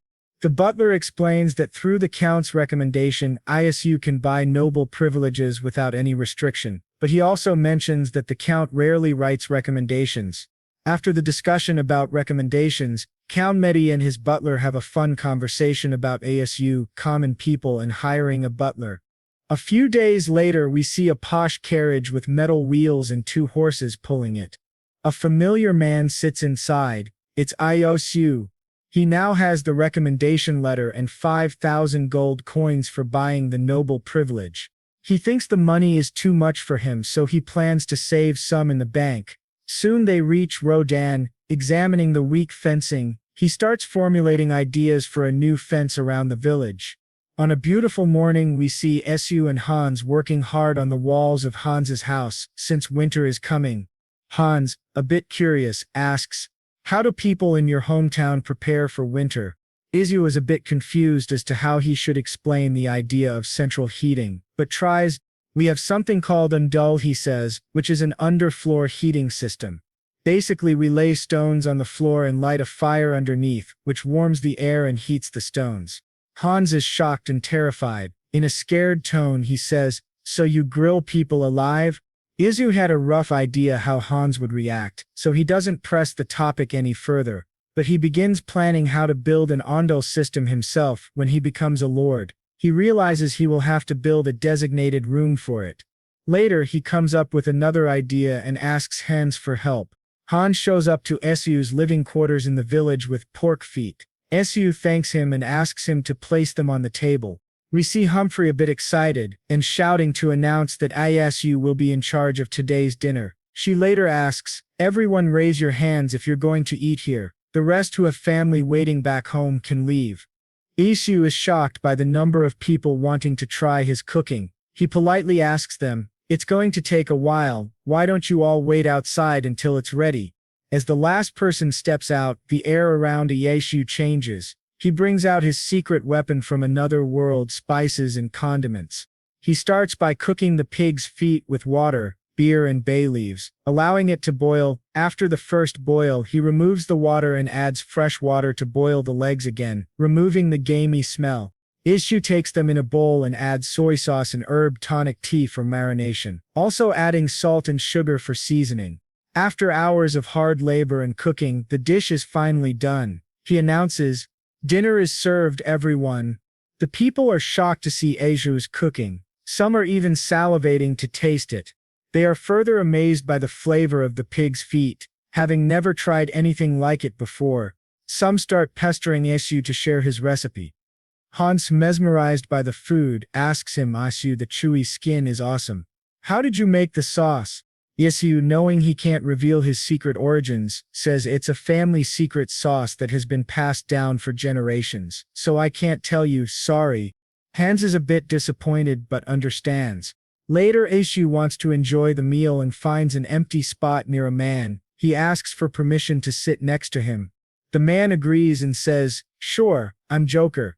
Isu finds the man interesting, as he's a new face, and wants to know more about him. "I haven't seen you before. Are you a merchant? How did you come all the way here?" "Here in such cold weather," the man replied with an excited and playful laugh. "Yes, I run a fish shop. Fish sells well in weather like this." Isu replied thoughtfully, "I guess it's because the costs for preservation magic are lower in this cold weather." The man was impressed by Isu's answer and responded, "That's right, preservation magic is pretty expensive. Besides, climbing Mount Knots in this freezing weather is like wanting to get closer to the Lord, so this is a great opportunity to make a lot of money by selling fresh fish." The man, speaking in a tired tone, took a bite of Isu's cooking. He was instantly delighted, and a new source of energy seemed to awaken in him as he screamed in joy and kept showering Isu with compliments for the wonderful treat. Isu was a bit taken aback by the man's tenacity and riskier way of earning money, so he asked the man for his business card for future needs. A few days later, the terrifying and harsh cold hit the village. Isu, who didn't have any proper heating system, was shown sitting near the fireplace to warm himself. He saw this as a personal trial and believed it wouldn't last long. While he was deep in thought, he was interrupted by villagers screaming, "There's a fire!" Rushing out of his cottage, he saw the rising flames. He stood there devastated and confused as to why there was a fire. Soon Hans woke him up from his trance, asking him to help bring water to stop the fire from spreading. The village was in terror. Everyone ran, bringing water to fight the flames. A lady cried out, "Oh no, my house! Please save my house!" Just as the panic was rising, Hyen entered the scene. With her water magic, she began chanting, "Mejum kuto noan aru dian," asking the water spirits for help. She summoned a large amount of water to save the village from burning down. The villagers were shocked to witness magic in action. Seeing a royal descendant of elves arriving to help them and their town was something they had never expected. As Hyen cast her spell and formed a huge water ball that burst into rain, the fire was finally stopped from spreading further. With the fire calmed, the villagers stood in awe. Whispers filled the air. "Wasn't that magic just now? What is a mage doing in our village?" Though feeling weak from using her mana, Hyen stood her ground. An old man spoke up in a soft voice and bowed down in gratitude. Seeing him, the rest of the villagers followed and expressed their heartfelt thanks. Isu was proud of her and tried calling her, but she ignored him and walked back to her living quarters. The villagers began discussing plans to renovate the burned houses, and some even came up with good ideas. Still, Isu remained worried about Hyen. The next morning, Isu rushed to Hyen's quarters and knocked gently on her door. "Hey Hyen, it's me," he said, holding a brown bag. She slowly opened the door, looking gloomy and tired from using her mana the day before. Seeing him, she asked in a frustrated voice, "What do you want?" Isu tried to convince her to talk, but she shut the door on his face and snapped, "You're wasting my precious time." Knowing she was in a bad mood, Isu tried a different approach. "Guess what the bread mage brought you," he teased. Feeling both hungry and curious, Hyen slowly opened the door again and spoke in a disgusted yet warm tone. "You're becoming more and more cunning by the day." Isu laughed softly and replied, And you still wear your heart on your sleeve. As his laughter faded, he noticed the bags under her eyes and became concerned. He gently asked, "What happened?" She replied nonchalantly, "Magical powers don't pop out of nowhere, you know." Isu realized how much mana she had used and sincerely thanked her for saving the village. Feeling embarrassed by his gratitude, she spoke in a pouty and half-angry tone. "I didn't do it for the village, I did it to protect the bread mage." Isu, knowing she was moody, didn't press further. Instead, he asked in a serious tone, "By the way, are you okay with the villagers knowing your identity?" She understood her secret was out, and that it might lead to people disturbing her. Still, in a foul mood, she replied irritably, "That's none of your business, I'll take care of it. I need to rest, so hand over what you have and beat it." Izu, understanding her exhaustion, did as she asked. As he handed over the bag, he explained, "Those are called egg cookies." Just as he was about to say more, she shut the door firmly, leaving him standing there alone. He thought to himself, she really needs to work on her temper. As he walked away, he shrugged and mused, "Well, I'm sure they have egg cookies here as well, so I can skip the explanation." Meanwhile, Hyen watched him leave. Her eyes followed his figure for a little while before turning her attention to the egg cookies. She was quite mesmerized by their appearance and muttered, "Cookies baked with eggs, but they don't smell like the ones I know." She picked one up. It looked extremely delicious and crispy. The moment she took a bite, it melted on her tongue.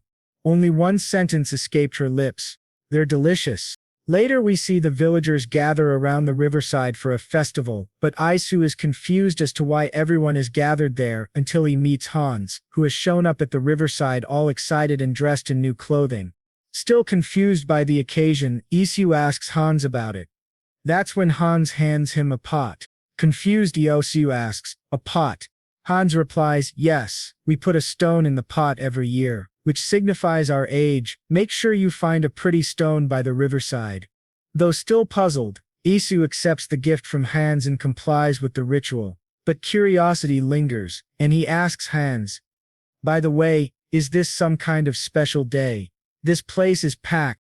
Knowing Isu is not from the village and is an outsider, Hans replies, "Oh, you probably don't know. Isu, today is the village festival called Quaz Saluna. That's when we place the stones in the pot." Isu finally understands the significance of the festival and enjoys it with the villagers. As the moon begins to rise, the village chief stands on a platform waiting to speak. The crowd goes quiet as he begins, "Please watch over our Roden throughout the coming year as well." As the speech continues, fireworks go off in the distance, and people can be seen laughing and enjoying themselves. Hans and Isu talk about how long the ritual goes on. As people gather, Isu has a small conversation with the chief and asks for permission to continue staying in the village. The chief nods in approval. Later, the chief calls everyone to form a line. The villagers get excited, knowing it's time for the Quaz Salona ritual. The chief marks everyone's forehead with a red powder mixed with water. As the chief slowly marks each person, Isu grows nervous. This is his first Quaz Saluna, and he awaits his turn. After he is marked, Hans tells him, "Next we put the stone in our pots and make a wish." Isu nods and does as Hans says. He closes his eyes and wishes, "I wish for this year to be happier than the last one. Mom, Dad, I'm doing good, and I really miss you both." After Quaz Salona days pass, we see Isu preparing to leave the village. He makes sure to pack all the essential things: food, water, a first aid kit, and most importantly, the money gifted by Count Medich. Later he meets up with Rose and they have a conversation about how Isu can buy noble privilege. Rose also mentions that he can buy the status in Pusing. Rose explains, "Pusing is a port city run by us, the Medich family. We initially used the manga port, but the family that controlled it started imposing heavy taxes, so we had to find a new port." Isho understands their situation and Rose continues, "Every port has a royal administration that issues rank certificates. Since you have my father's recommendation letter, you can easily buy one in Pusing." Ishu feels the generosity gifted to him by Count Medich and feels deeply indebted to the Medich family for this amazing opportunity. But then Rose states, before that you need to overcome one more hurdle. Isu falls into deep thought, realizing that he has to pay a hefty price for noble privilege. He wonders if he's being pulled into some kind of scam but shakes off the doubt, choosing to trust Count Medich. He feels he's rushing to buy noble status and keeps thinking of other ways to use his 8,000 gold, like buying a great house back in his original world. But he dismisses the idea, saying to himself, the reason I decided to buy the status first is because I want to find my purpose in life here. Since I've come all the way to another world, why not make good use of my time and at least become a feudal lord? He had made up his mind. Later we see Isu and Hyen having a delightful chat. While eating, Hyen speaks with a stuffed mouth. I want to go to Prissine too. Isu smiles at her clumsiness and says, swallow your food before speaking. She nods, finishes the bread Isu brought, and starts coughing while hitting her chest to swallow, looking very childish and cute. After swallowing the food, she says with a proud and loud voice, take me with you to Prissine. I'll be your guard. Isu is a bit shocked and laughs softly, saying, I doubt someone so feeble can protect me. Hyen pouts at him. He feels a little bad but enjoys seeing her pout. That's when Hyen decides to show off her skills. She collects water using magic and brings it close to Isu's weak points. The icicles she forms are so sharp that they could seriously harm him. Scared for his life, Isu shouts, hey, what's the big idea? Get this away from me. It's clear Isu is genuinely terrified, but Hyen smirks and says, I haven't used this magic in a while, so I might struggle to control my power. Inju, furious and worried, replies, another reason not to take you. You're staying here. But Hyen doesn't agree. She refuses Isu's rejection. It seems she has another motive. That's when she says, it's Martha. I want to pay you back for what you've done for her. If you decide to accept my offer, I plan to use my power solely for you for a year. Isu is a bit taken aback. Taken aback by her sentiments, Isu was about to speak when Hyen interrupted. Besides, I also need to continue having the bread mage's bread. She seemed a bit irritated that today's offering wasn't bread, though she remained moody. She admitted, it wasn't bread this time, but it was still delicious. Isu was confused by her irritation, as he was sure she'd like the dessert. It was made with the cheese he and Humphrey had prepared together. Hyen explained, I also liked the crunchy biscuit at the base. The savoriness goes well with the saltiness of the cheese. While she complimented him, she still added, but bread is better. Isu smiled at her and asked, by the way, what will you do if I decline? She replied with a nonchalant and irritated look, I'll take you for the worst dimwit ever and flee this village. Isu sighed and thought that taking Hyen along would be better than going alone. Everything was set, money was prepared, and he'd be working with a mage who controlled water. Still, he felt that 1 year was too short, so he asked her, hey, but does it have to be a year? Hyen was surprised by Isu's cleverness and replied in a mocking tone, I guess you're smarter than I thought. She then explained that she had royal duties too and couldn't follow him around forever. Isu understood and thought to himself, today is just the first day. That's when Hyen dropped her demand. Instead, provide me a loaf of tasty bread every single week. Isu was confused, thinking, she clearly said she wanted to show gratitude, so why is she talking about conditions? He began calculating the gains and losses from her demand, and it clearly ended up with him at a loss. But then he smiled wickedly and decided he'd make sure to use Hyen and her powers to cover his losses. That was the terrifying logic of the human mind. Hyen noticed Isu staring at her and asked, why are you staring at me with your yucky eyes? He responded with a polite and innocent tone, excuse me, what are you talking about? This showed just how clever and mysterious Isu could be. The next morning, they left for Prissine. We see expensive carriages and lots of materials prepared for camping. A kid popped up and said, Isu, thanks for the ride. An expensive carriage sure feels nice. Isu smiled and welcomed him. The kid and Isu chatted about how he got the carriage, and Isu explained that Rose had gifted it to him. That's when the kid whispered into Isu's ear, anyway, when did you and Hyen become, a thing? Isu was confused and immediately rejected the idea. Roden, overhearing it, laughed loudly and appreciated the joke. Isu was a bit hurt, and said she wasn't his type. It was obvious Hyen wasn't interested in him romantically, except for his bread. We then get a glimpse into Hyen's past life. She explained that she is the only known descendant of half-elves, as the pure elves have long gone extinct. Those were difficult times, but they managed to survive. Hyen believed that hiding her appearance would prevent misunderstandings. Still, after going out, she realized the outside world could feel refreshing. The fresh air on her skin made her feel alive, yet she also carried deep sadness related to her family and couldn't afford to goof around like Isu. Curious about Isu, she asked, "Isu, you said you're a voyager, right?" Isu nodded. Understanding his answer, she asked further, "That means you're not going to stay in Furun. Where are you planning to go next?"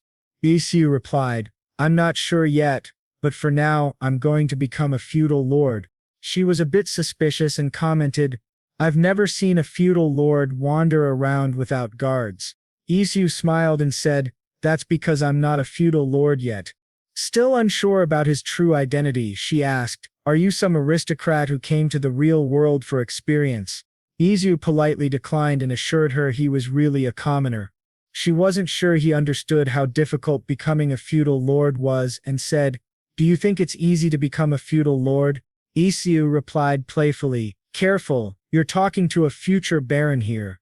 They had a deeper conversation about titles like baron and count. She explained how 9 out of 10 barons get stripped of their titles for being unable to pay taxes. But Iyasu remained calm and said, "No worries, I'm going to get filthy rich anyway." Intrigued, she asked, "That's interesting, and how do you plan to do that?" He smirked and reminded her, "I'm the bread mage. I can always open a bakery shop in a large city." She was on board with his plan and agreed it was a fantastic idea. As they traveled, it started to get dark. They set up camp near a safe spot and rested. At dawn, everyone began gathering their belongings and cleaning up, preparing to continue their journey. Isu was looking for Hyen when she suddenly appeared from the forest. Isu was happy to see her and went to speak, but Hyen ignored him. He didn't feel bad. He was used to her cold demeanor. Still curious about what she was doing in the forest so early, he tried to peek. That's when he discovered a group of wild dogs had been killed. As they continued traveling in the carriage, Isu turned and asked, "The one who killed those wild dogs, right?" Isu asked. She replied nonchalantly, "Why do you ask?" Isu was proud of her for stepping up to protect them from the wild dogs and felt happy that she was doing something good. As they traveled further, they came to a halt, confused. And Shu asked, "Why did you suddenly stop?" The boy replied that they had to pay a toll. That's when Asu had an idea. He picked up his recommendation letter from Count Maddie, which allowed him to save money. The boy and Isu shared some light banter about the recommendation letter. The boy was shocked, as Count Maddie rarely gave out recommendations. When Iosu reached the registration office, he submitted the letter and 5,000 gold coins to buy his title. The clerk, pleased with the recommendation, asked, "So your name is Isu, may I have your surname?" Isu was momentarily dazed. He didn't have a surname, which was fairly common. The clerk suggested he pick one from the book. Risu rampaged through the pages, not finding anything suitable, until he came across a beautiful name, Bloom. He picked it as his surname. After his selection, the clerk asked him to sign the papers and then announced, "Sir Ius Bloom," granting him the title of Baron.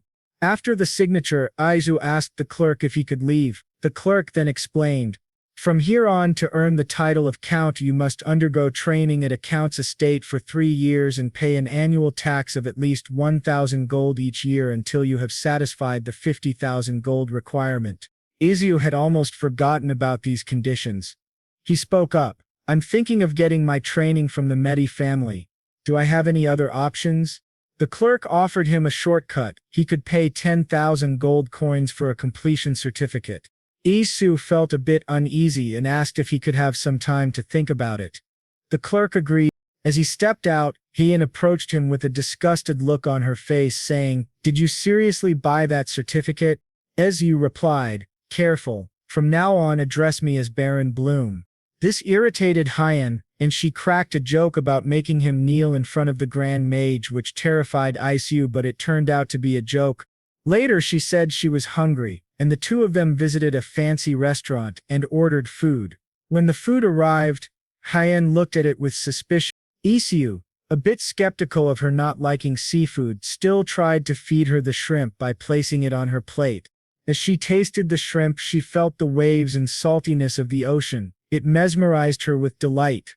Isu felt proud and happy that she enjoyed it. However, she felt something was missing and ordered the server to bring lemon water, as it goes well with seafood.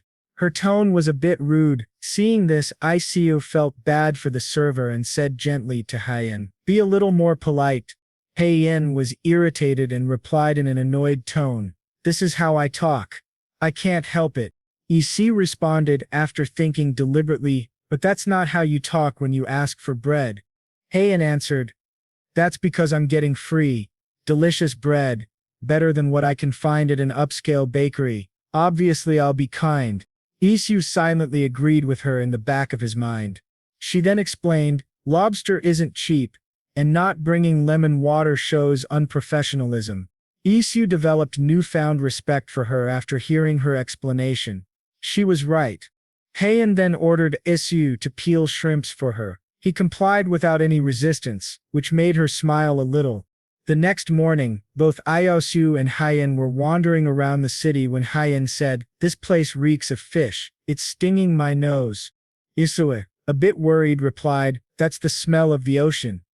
Hang in there. Have you ever seen an ocean before?"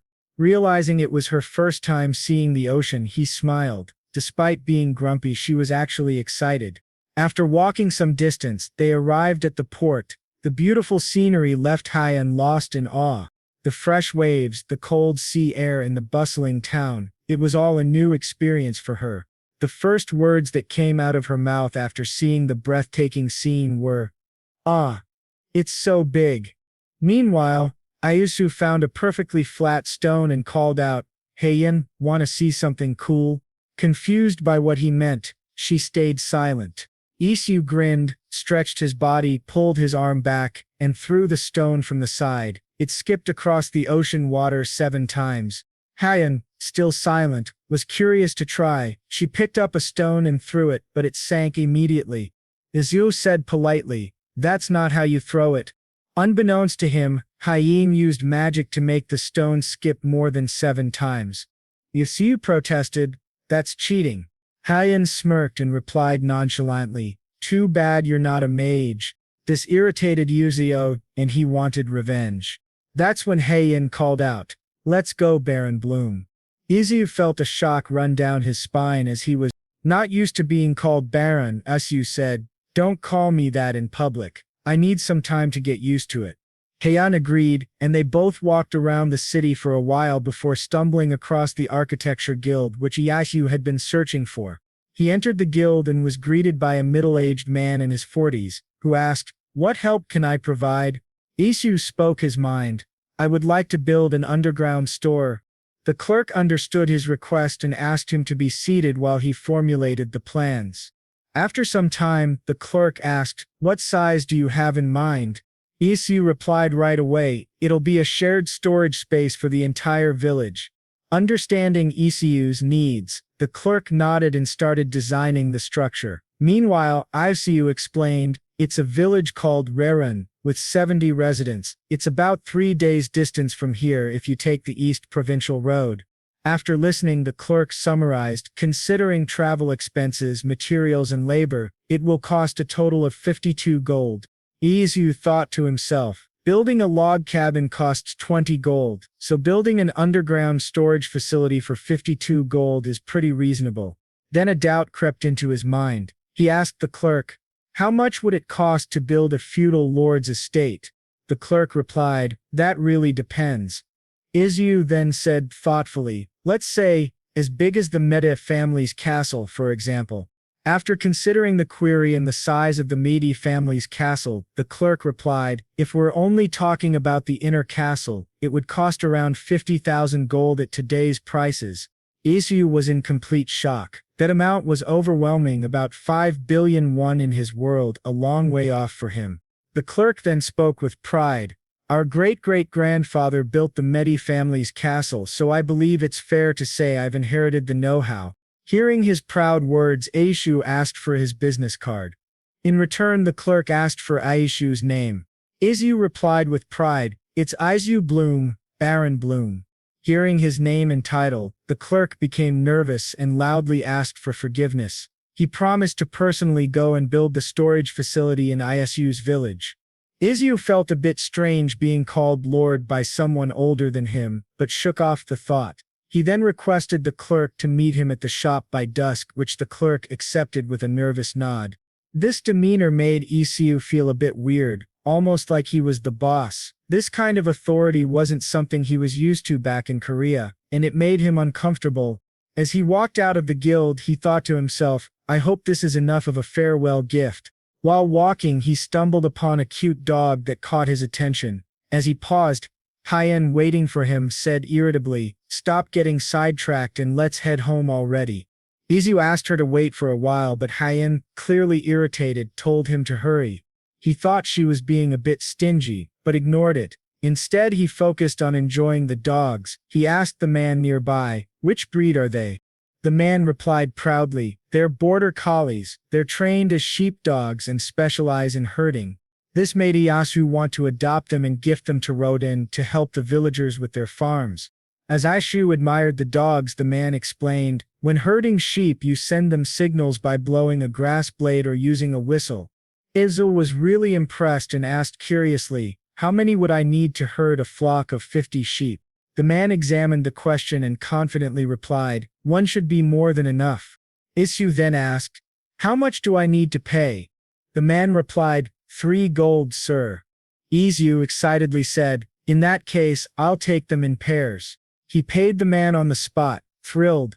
He thought about the villagers and how helpful the dogs would be, but if they didn't need them, he would raise the dogs himself. He adored them too much. Then a realization struck him hard. Hyen hates animals. What he had just done was a big mistake. He glanced at Hyen's face, and it was clear she disliked animals. He wondered what kind of trauma or experience she had gone through. As time passed and a new day arrived, the clerk from the architecture guild waited for Isu on time. The dogs were energetic and excited to see Isu, licking all over his face, which disgusted Hyen. She sarcastically gave the dogs an affectionate nickname with an irritated tone, saying, "You call them babies? Since when were you a dog?" She was irritated because the dogs got the best seats, which made her feel even more annoyed with Isu. After settling the dogs in the carriage, Isu called for the clerk and politely said, "By the way, I have a request." The man smiled and asked, "What would that be, sir?" Isu replied, "The villagers don't know I've become a baron yet, so I would like you to address me as Isu for today." The clerk agreed with a smile and took his leave. After conversing with the clerk, Isu returned to the carriage and started riding with Hyen. Curious about her thoughts, he asked, "So how did you like Pising City?" Hyen was irritated and replied to him in a loud, annoyed voice, "Why did you even bother becoming a noble instead of just traveling?" Isu understood that she was a bit shy and responded in a light-hearted tone, "Sounds like you had fun." Later he smiled softly at her and said, "Let's travel together here and there for the next year." Hyen had an understanding look on her face and spoke in a gentle voice, "You said you're going to get trained at the Maddie household, correct?" Isu agreed, and Hyen continued, "When are you planning to leave?" Isu replied, "About a week from now. Why do you ask?" After hearing his answer, Hyen spoke again, "Because I need to get prepared before we leave." Iyasu was a bit taken aback by her response, and asked with a curious tone, "Are you sure? You might draw people's attention." Hyen replied confidently, "I have a plan. All you need to do is follow my lead." As the days passed, Yi and Hyen reached Rira. The villagers were excited to see them back. A few of them started announcing his return, which made everyone happy. One of the villagers, shocked by the gifts Iyasu brought, exclaimed in surprise, "Goodness, look at all this. He brought us expensive seafood, is planning to build us underground storage, and even brought us these sheepdogs." The dogs were especially fond of the village chief and began licking and showing affection to him. The chief, speaking in a delighted tone, said, "This is your home from now on." As he enjoyed watching the dogs and the chief play together, he was interrupted by a crying Hans. "Are you really leaving?" Hans asked. Isu replied warmly, "Yeah, I'm thinking of exploring other places." Hans responded, still softly crying but not showing much sadness. "I see, so it was true, that makes me a bit sad." Isu was a little shocked that Hans didn't seem very sad about his departure, which made him feel slightly down, but he kept a smile on his face to hide it. After living in Roden for a few more days, the time for Iosu's departure arrived. He began packing his essentials, his toothbrush, soap and towel for the journey. While packing, he thought to himself, "I need to complete an 800-hour training course to be officially titled a baron." He kept thinking and planning, if I were to take 8 hours of lessons per day, it's a waste to open a new portal if I'm only gone for 3 to 4 months. So let's leave it here. As he packed, his mind wandered to Hyen because he was worried about her. He remembered his talk with Martha, where she explained that Hyen refused to go to the city due to fear of her identity being exposed. He kept wondering whether he should take her or not. Meanwhile, Hyen was alone at Martha's grave, mourning. She spoke quietly, "Martha, I feel uneasy thinking about leaving you here and going away. You were a great mother and a good friend." We see a glimpse of Hyen's past, where she's bratty and screaming. "Are you saying she wasn't my mother? Then where is my real mother? Get rid of that woman and bring me my real mother." In her memories, we see Martha sweet and kind. Even after being harshly told to leave, she returned to Hyen with a bright smile, though Hyen was still angry and screamed at her. When she saw Martha smiling and bringing her something, she calmed down and began to trust her again. In another memory, Martha was wrongly accused of stealing. She cried out in front of the Duke, "I really didn't steal that necklace. I'm innocent, madam." The Duke, furious and believing the accusation, shouted, "You aren't even showing a hint of remorse. Have you no shame?"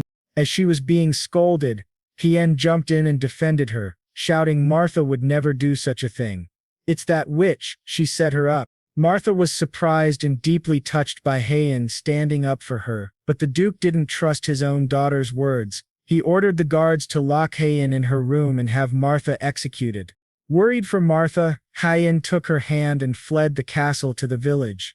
Remembering those moments, Hyen added softly, "Thank you, Martha, and I love you." She felt regret, especially when she remembered that Martha had once wanted to eat grilled mackerel with Iosu's special sauce.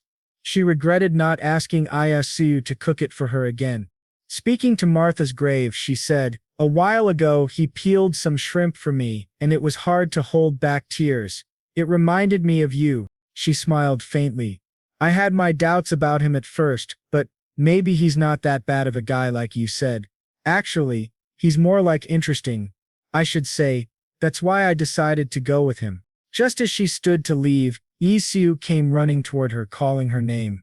Before leaving Martha's grave, she spoke one last time. "Want to see if he really becomes a duke." With that, she left, hoping Martha's soul was in heaven, watching over her. Meanwhile, Isu was finishing his packing. He grinned and smiled to himself while holding a golden packet. Looking at it closely, it was ramen, a dish from his homeworld. Isu thought he had done a good job preparing for the trip. Before departing from the village, he cried tears of joy while nuzzling his cheek against the ramen packet, full of nostalgic happiness. We then see him prepare the noodles in a very unique way. Let's hear the recipe from the cook himself. It doesn't need many ingredients, so let's get it made quickly. First, we see Isu break the noodles very aggressively. The style he uses to break them makes him look both cute and funny. After breaking the noodles into pieces, he cooks them in a pan. Once they turn golden, he sprinkles some sugar over them. Finally comes the good stuff, the spice flavorings from the ramen packets. These are sprinkled on top of the golden fried or roasted noodles for a tangy experience. After mixing all the spices with the noodles, they are ready to be eaten. He names this dish ram tang, which he packs into individual brown packets for the villagers, as he was preparing to leave the village. After packing everything and stretching to ease his tired body, Isu feels a wave of sadness overcome him. This village had been his home for a while, and leaving it made his heart sink with guilt, sadness, and loneliness. As Ashu was handing out the ramtang, he was suddenly called by a crying Hans, who hugged him tightly and asked through sobs, "Promise me you'll visit us again." Feeling overwhelmed by Hans's strength, Ashu winced slightly from the tight hug but smiled and agreed. As he relaxed from Hans's embrace, the village chief called out to him with a bright smile and a warm, thankful tone. "Thank you from the sheepdogs to the basement storage, we're all truly grateful." Isu returned the smile warmly and welcomed the chief's kind words. However, he had a request. He asked the chief to leave his cottage untouched. The chief understood and promised that no one would disturb it. Feeling relieved by the chief's sincere tone, Isu finally walked to his carriage, which would take him to the Maddie family. The people cried and shouted, saying how much they would miss Isu. It was a deeply touching farewell. As the carriage rolled out of the village and onto the path toward his noble training with the Meishi family, Isu called out, "Hyen, you can come out now, there's no one around to see you." However, there was something on Aishu's mind. He turned to her and asked, "Why did you decide to hide?" Hyen replied in an irritated tone, "I didn't want them to think we're intimately close. That would be unacceptable." Hearing her answer, Yu smiled brightly and replied, "You're wise and smart, I admire that." After long days of travel, they finally reached the Maddie castle. However, their carriage was stopped by the guards. "Halt! What brings you here?" one of them asked. Isu responded politely, "Inform Lady Rose that Baron Isu Bloom has arrived. She'll know who I am." The knights nodded and went to deliver the message. Upon hearing of Isu's arrival, Rose ran out to welcome him with a bright smile and a warm tone. Seeing that Isu had traveled far, she suppressed her usual teasing nature and said politely, "Welcome Baron Bloom, I hope you had a safe trip." Isu nodded and jumped down from the horse with a warm smile. He then called Rose closer and said, "There's something you need to know before we head in." At that moment, Hyen stepped out of the carriage in her elven form, radiating an aura of confidence and nobility. The sudden appearance of a silver-haired woman shocked Rose. "Who is this silver-haired woman?" she asked. That's when Isu announced in an authoritative tone, "Please inform everyone that Hyen of the Silverwood family has arrived." Upon hearing the surname, Rose's expression changed to anger. She asked in an irritated tone, "Did you say Silverwood? You mean that petty?" Before she could complete her sentence, the butler swooped in and muffled her mouth with his hand, preventing her from saying anything further or insulting the Silverwood family. He then dragged her into the castle. Even while being dragged away, she continued to struggle and mumble behind the butler's hand. It was clear that she was truly furious and held no good opinion of the Silverwood family. After this chaos, Hyen turned to Isu and asked, "I hope she didn't mean petty little family, or did she?" Isu felt a sharp gaze on his back, turned around quickly, and denied it with a nervous laugh, saying, "Of course not, and don't call her a shrew." He laughed awkwardly, trying to calm her down. This first meeting between the two young women was extremely tense, and Isu silently prayed to the gods that nothing worse would happen. Once inside the castle, Isu went straight to Count Medich and formally introduced himself. "Greetings, my lord. Allow me to reintroduce myself, Baron Isu Bloom." The count responded kindly. "I've heard all about you, Baron Bloom.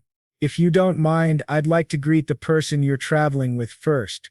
Isu had no objections. With his approval, the count bent in front of Hyen and formally welcomed her. "Duchess Silverwood, welcome. It's an honor to meet you." Upon hearing her full title, Isu was shocked. He thought to himself, "Come to think of it, Hale once said that mages belong to the dukedom." Suddenly, all the memories they shared, the fun times, the teasing, the insults they threw at each other came rushing back. He silently hoped that Hyen would forgive him for his ignorance and not kill him. After all, dukes were second only to the king, and they have the power to send forces into battle and aid the king himself. Realizing this, Eo is truly terrified of his past mistakes and wonders what Hyen will do to him after this. After the arrival of Baron Bloom and Duchess Silverwood at the Maddie castle, the warm welcome by the Count himself was a delightful treat and a blessing to Hyen. The narrator gives us information on the dukes and their heritage. A mage can only have one child by fate. Once one of the elven parents passes away, the title is inherited by their child. Wealth, estate, and fortress are not of importance to a mage. Nothing matters more than their bloodline. Hyen had a gloomy look and spoke in a soft voice to the Count. "Did father pass away?" The Count replied with a sad and polite tone. "Yes, he passed away due to old age a while ago, my lady. I also attended his funeral." From the Count's expression, Hyen could sense the truth. Deep anger brewed inside her and she spoke through gritted teeth. "What about those people?" The Count understood her fury and pain. "They purchased a mansion with the inheritance in a Romanian city," he said calmly. Her anger didn't subside, and her blood kept boiling because of what the witch had done to her family. She thanked the Count for informing her. He bowed graciously and welcomed the Duchess, but a doubt crept into his mind, and he humbly asked, "No problem, my lady, but may I ask, how are you acquainted with Baron Bloom?" Hyen replied coldly while masking her anger. "Let's just say we had a connection." She then calmed down a bit and asked politely, "Speaking of which, may I ask you a favor?" The Count agreed. "Sure, what is it?" Hyen replied, "I would like to stay here with Baron Bloom while he's here. Also, I would appreciate it if you could keep my identity a secret." The Count agreed and swore to keep her identity a secret. She then asked whether he knew about her abilities, to which the Count responded affirmatively. "Of course, I'm very well aware, my lady." She nodded. "I'll be glad to assist you in time." After saying this, she excused herself and left the Count's room. After her departure, the Count got excited and screamed in joy. "This is my chance." He then called out for his butler, who arrived quickly. The Count immediately ordered him, "Call all of my sons, it's an emergency." Meanwhile, Rose was very angry and irritated by Hyen. We see her throwing tantrums like a small, silly child, letting out her anger on the pillows. She screamed in frustration, "I can't believe it. I can't believe it. I can't believe that girl stubborn as wood is a mage, let alone a duchess." While grinding her teeth on the bedsheets, she muttered angrily, "A duchess." The maid who was watching her throw tantrums asked her to calm down and listen, which Rose eventually did. She was shocked to hear that the Count had called all of his sons back. Suddenly a dangerous glint flashed in Rose's eyes and she spoke in a mischievous tone. "What a brilliant idea. I should be nice to the Duchess." The maid, a bit scared for Hyen, spoke in a calming voice. "I believe she wants to be addressed as Lady Hyen, not Duchess." We then see Rose dancing and getting excited. The reason, "If that's the case, I guess Dad won't bother with my marriage matters for a while, right? I'm free." She kept jumping and dancing with delight. Meanwhile, Hyen had left her elven form and approached Isu with a demanding expression. "Hand over the bread." Isu, exhausted from the long journey and wanting to rest, wasn't able to do so thanks to Hyen's demands. He asked her to wait in her room. He then approached Rose and asked for permission to use the kitchen. She replied bluntly, "No." Yasu was confused and asked for the reason. She explained, "The servants will be punished for not doing their job properly. Besides, a noble going in and out will only disturb them." Realizing Asu was getting sad and disappointed, she added cheerfully, "However, we do have an extra kitchen. You can use that one." Iju was relieved to hear the good news. Realizing he was going to make something, Rose asked with sparkly eyes and drooling lips, excited, "What are you going to make this time?" Seeing her excited like a small child, Iju couldn't help but chuckle. In a nervous tone he replied, "First, could you please prepare the ingredients for me?" Acting like an obedient child, Rose agreed and quickly brought him a few ingredients with which he could make bread for Hyen, as per their agreement. "Will this do?" she asked. After analyzing the ingredients, Isu nodded and said in an energetic tone, "Perfect. I'll get them made right away." We then see Izayatru preparing to bake the most delicious bread. He poured batter into small baking cups, and placed other ingredients. After baking them to a golden brown, the kitchen filled with a delicious scent that escaped into the castle, letting everyone know something tasty was being made. After the bread had cooled, we see Rose hungry and drooling, ask eagerly, "Is it ready? Can I have a bite?" Isu agreed but told her to leave some for Hyen. She agreed, took a piece, and bit into it. A blast of flavors exploded in her mouth, making her shriek and grin like a child who had just tasted something incredible. "How is it?" Isu asked. "Jumping in the air," she replied. "It's delicious." Her jumping and shrieking gave Isu a strange sense of déjà vu. He then took the remaining 2 pieces and said warmly, "I'll take these 2 to Hyen." Rose replied, "She's probably in the living room. I'll tell the servants to deliver them to her." Just then, a young and passionate man entered the private kitchen and introduced himself. "Pardon me, Baron Bloom. Allow me to introduce myself. I'm Lucas." Isu greeted him. Lucas then said, "Let me guide you to your room." After walking for a while, they reached Isu's room and entered. Lucas was smiling and replied energetically, yet remained polite. "It's an honor to serve you, sir." Seeing his enthusiasm, Isu was a bit taken aback. When Lucas mentioned helping him change his clothes, it made Isu a bit uncomfortable. He replied, "I can do that. Thanks." After removing his old clothes, he wore the suit brought to him by Lucas. The fitting was amazing. It suited him very, very well. As he went downstairs to meet Rose, she was a bit surprised and said in a shocked tone, "Oh my Isu, that outfit really makes you look like a noble." She circled around at Isu, admiring his noble look, clearly impressed by how good he looked in it. Seeing this chaos, Isu felt a bit uncomfortable and out of place. Noticing Isu's discomfort, the maid spoke up, "My lady, please show some respect." As the chaotic Rose continued analyzing Isu, we see Hyen enter in a beautiful purple dress with a sparkling brooch on her neck. This dress actually elevated her beauty, making her look even more like royalty. After being called out by Hyen, both of them calmed down to saying Biu was in shock at how beautiful Hyen looked. Rose felt like Hyen was showing off a little and said in a nonchalant manner, "Come on, it's not that impressive." Isu walked toward Hyen and bowed gently to show his respect. He then asked her politely, "Did you enjoy the bread?" To that Hyen replied, "Wasn't too bad." Isu chuckled and replied, "Your plate says otherwise." Rose popped out of nowhere and became overly polite to Hyen, saying, "You sure seem to be enjoying your meal for someone who said it's not too bad." Irritated by her overly polite manner, Hyen replied with slight annoyance, "Please mind your own business, Lady Jekro." It was clear that Rose was trying to create some kind of blunder. Hyen knew she was being overly polite because she needed something or stood to gain from it. The sparks were flying between the 2 ladies and it made Isu nervous. He quickly stepped in and pulled them apart. Rose then calmed down and spoke in a polite tone. "I noticed that you're very close with Isu. How about we do the same, Lady Hyen?" After analyzing and understanding her demeanor, Hyen replied, "As you wish." Somehow her cold reply made Rose angry and she was ready to fight but calmed down. Still, she was annoyed with Isu for not breaking the ice between them.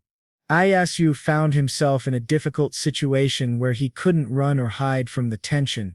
After this banter, Rose thought for a moment and then said, "Come to think of it, you need to take your etiquette training, right?" Isu nodded and agreed with her. He was excited and nervous about these lessons. After Rose mentioned Isu's training, Lucas took Isu to a room and asked him to wait for the instructor to arrive. Feeling giddy and excited, Isu thought, "Am I finally becoming a noble?" A sense of relief washed over him as he recalled his past memories. "It's already been a year since I came to this world, but I still can't believe it. Whether it's due to greed or just a challenge, I can always return if it doesn't work out." We see him overthinking his choices and creating a plan in case things go wrong, but still he didn't give up. He promised himself to fulfill his goals and work harder for a better life in this new world. He also felt a different kind of relief, thinking, if everything works out fine, I'll be a noble, and if I fall in love with someone and marry her, then maybe I'll have kids. I could settle here. That realization hit him. After all, this world could be my home, my new family, not Seoul. As Ietsu was deep in thought, he was interrupted by Lucas. "Sir, your instructor is here," Izu called out. "Let him in." After his approval, a handsome man in his mid-50s entered and introduced himself. "Allow me to introduce myself, Baron Bloom. I'm Bassett, and I'll be in charge of your etiquette training."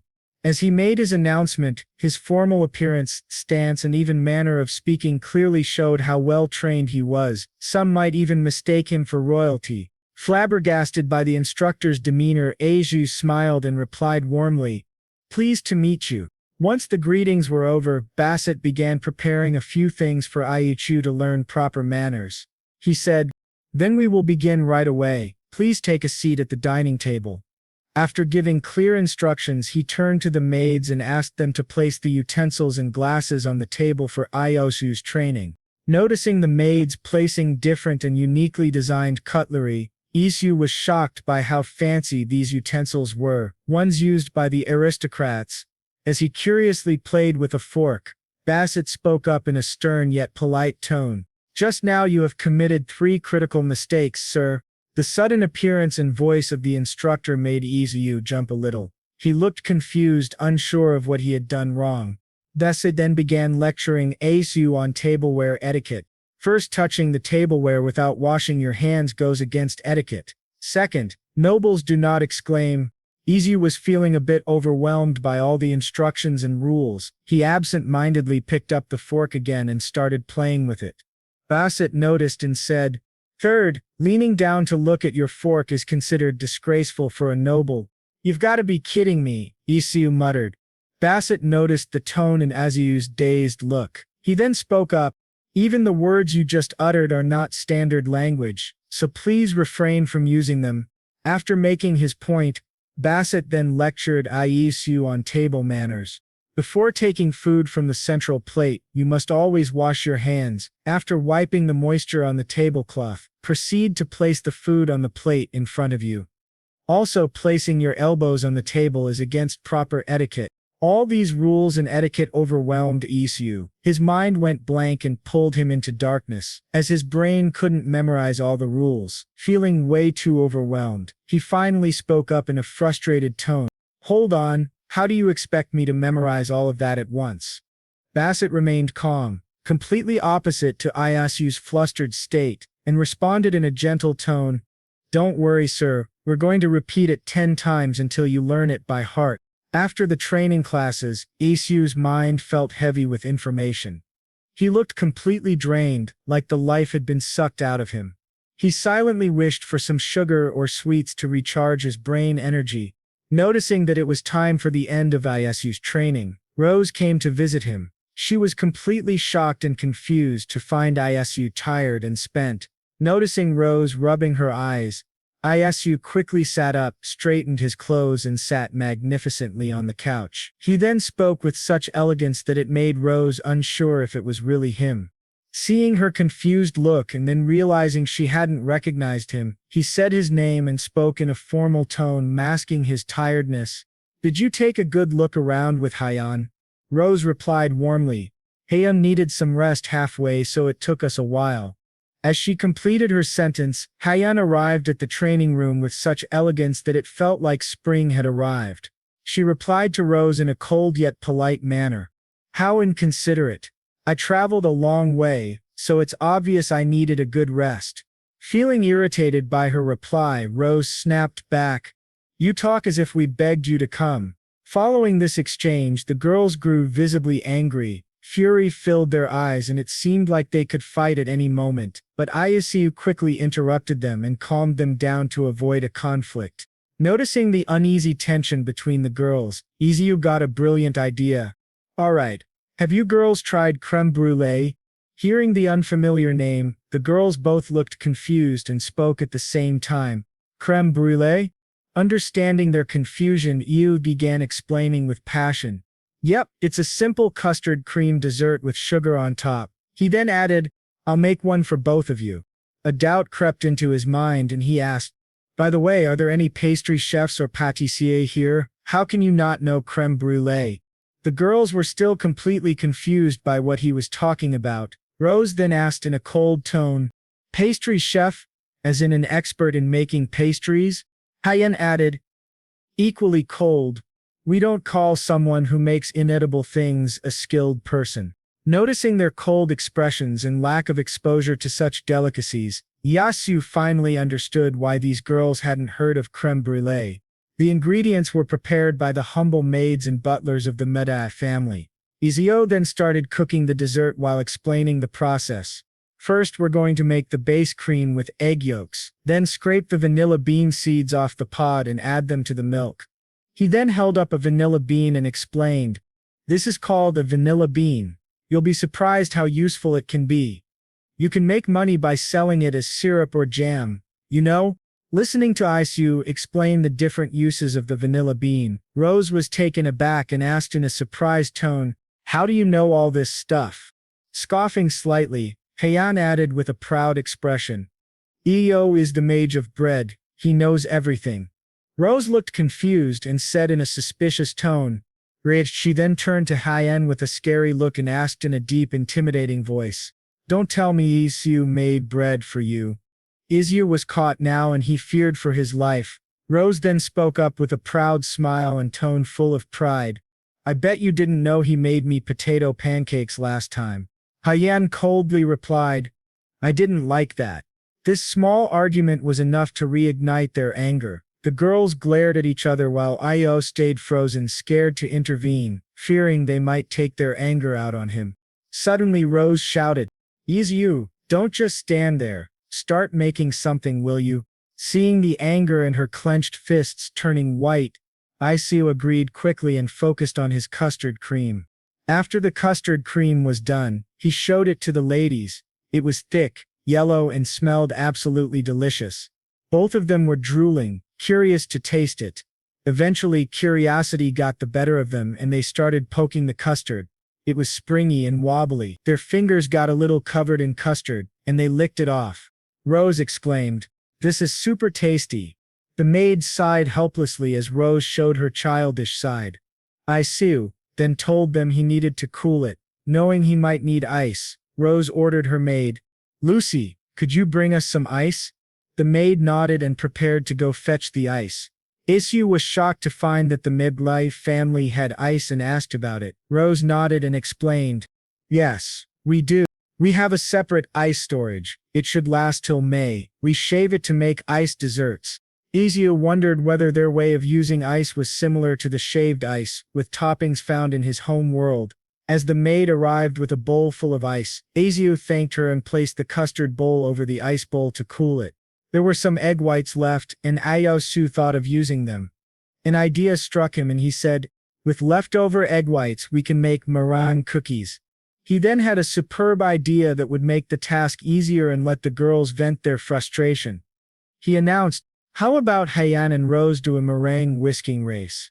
All you have to do is whisk the egg whites with all your might. I'll pour in the sugar from time to time." The girls agreed. Each received a bowl filled with egg whites. Rose had a determined to win look on her face. As Isu counted down to start the race, Rose was pumped up, whisking with immense energy. Meanwhile, Hyen, being clever, used her magic to assist herself. Isu was happy to see both girls giving their best. He said softly, "Let me know once the mix gets foamy. I'll add the sugar then." After whisking for a while, Rose peeked at Hyen and noticed her using magic. Furious, she shouted in an irritated tone, "Hey, no magic, that's cheating." Hyen replied coldly, "I'm just using my abilities." This angered Rose even more and raised her competitive spirit. Meanwhile, Isu was glad that his workload was reduced. After a long effort from the girls, the meringue was finally done. It was fluffy and white like a cloud and held its peaks perfectly. Setting her whisk down, Rose said with a proud grin and a fake tired look, "No matter how you look at it, I'm the winner." Hyen, shocked by Rose's stamina, replied in a sarcastic tone, "You could whisk a few more bowls with that energy of yours." The comment reignited Rose's competitive spirit, and she glared at Hyen. Sparks flew between them and it looked like a fight could break out at any moment. Isu quickly stepped in. "Please, calm down, both of you." Once they were calm, Isu began the next step. Now I'm going to squeeze this meringue into a piping bag. He gracefully filled the bag and piped out the meringue in a beautiful rosebud shape. Both girls were intrigued and rushed over to ask if they could try. They each took a turn placing meringue onto the baking sheet. There was excitement and a sense of pride on their faces for what they had accomplished. Isu picked up the baking tray and smiled brightly. Now we need to bake it in the oven at low heat. An old man in a white uniform, the head chef, stood near the oven. Isu gently asked, "Can I put you in charge of this?" The chef replied with a polite smile, "Yes, you can count on me, sir." As the tray baked under the chef's care, Rose pulled Isu and said in a warm, childish tone, "Come on, let's quickly check on the creme brulee we made earlier." Noticing her excitement, Isu calmed her down, then took the chilled custard out and placed it into a classy container. It looked like an expensive, restaurant-quality dish. Rose and Hyen were excited, and Rose asked Isu for permission to eat it. Isu smiled and replied, "No." He thought to himself that when it came to tasty food, these girls acted like twins. Then he explained the main part of the dessert. "We need to sprinkle sugar on top and use fire." Speaking of fire, he muttered to himself, "In this world I don't have a blowtorch." He scurried around the kitchen, searching for something useful, and finally found a matchbox. Using it, he carefully melted the sugar. As it caramelized, it formed a beautiful brown coating over the custard, giving it a delicious aromatic appearance. Looking at the finished product they had all worked on, Rose stared at Isu with hungry eyes and a drooling mouth. "Now can we dig in already?" she asked. Seeing her cute reaction made Io chuckle a little. Just then, a maid called out to Rose with a sigh, "How about we eat this properly in the drawing room, my lady?" Rose nodded and agreed. They all headed to the drawing room to enjoy the delicious dessert. Once seated, each took a cup filled with custard and caramelized sugar. Isu guided them.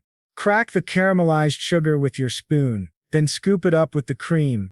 Watching this marvelous sight, everyone was shocked and delighted. They eagerly followed Isu's instructions. When Rose took the first bite, her mouth tingled with the sweet sensation. The custard and sugar overwhelmed her taste buds in the best way. Her eyes sparkled, and a red hue appeared on her cheeks as she savored the taste.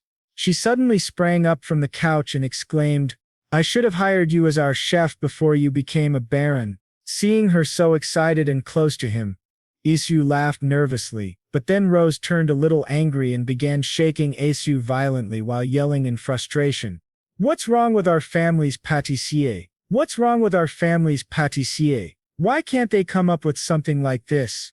Meanwhile, Hyen silently enjoyed her dessert with a calm smile. She enjoyed her share of dessert and was delighted by the delicious taste of creme brulee.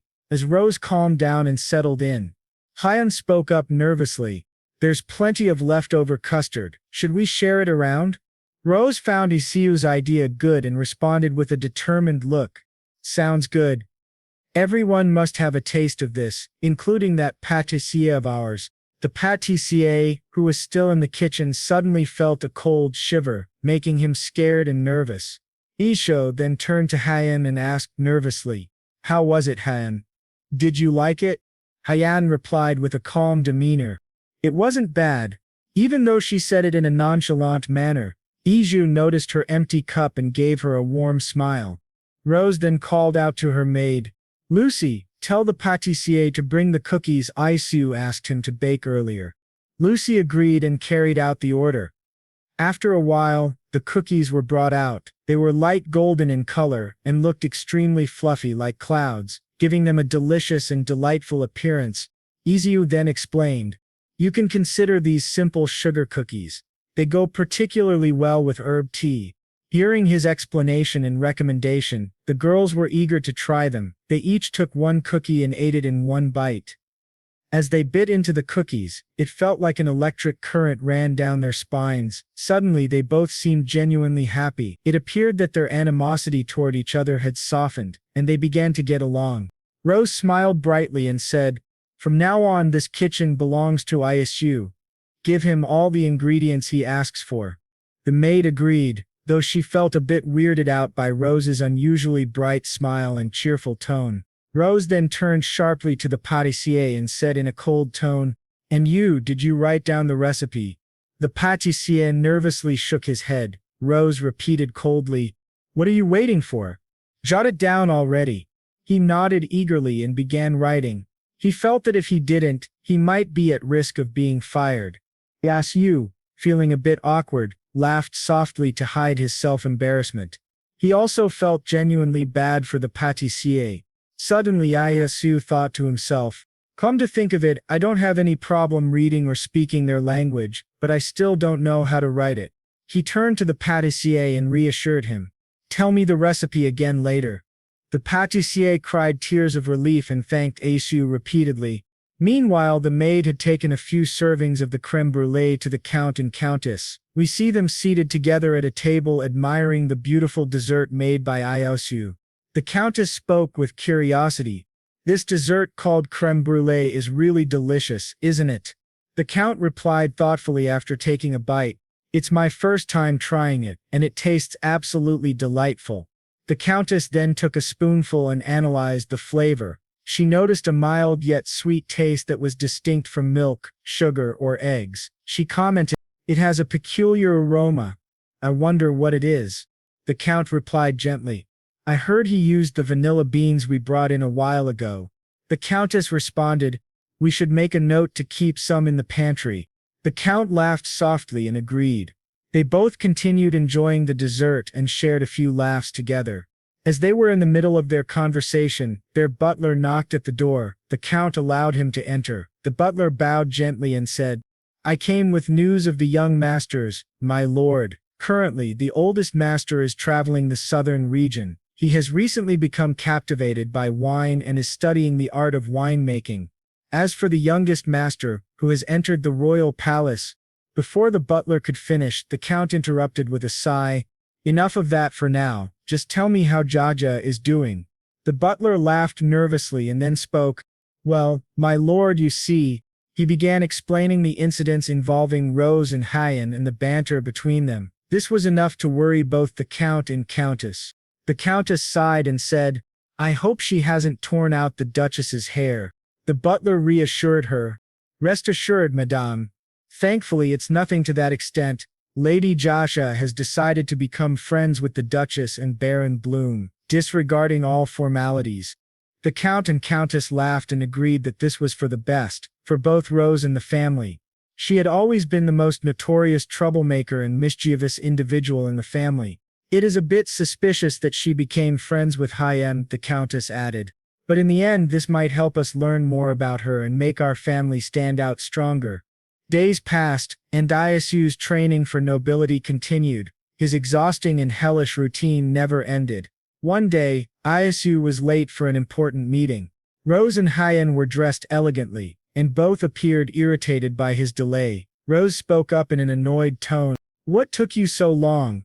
Hyen followed with a cold, flat tone, "Which country considers being late for an appointment to be good manners?" Isu laughed nervously and replied, "Sorry, I had some business to take care of." The real reason for his delay, however, was his upset stomach. He regretted not bringing his daily probiotics. As Isu caught his breath, he noticed Hyen wearing the dress he had bought for her during their visit to Pusing City. Hyen flicked her hair and said in a flat tone,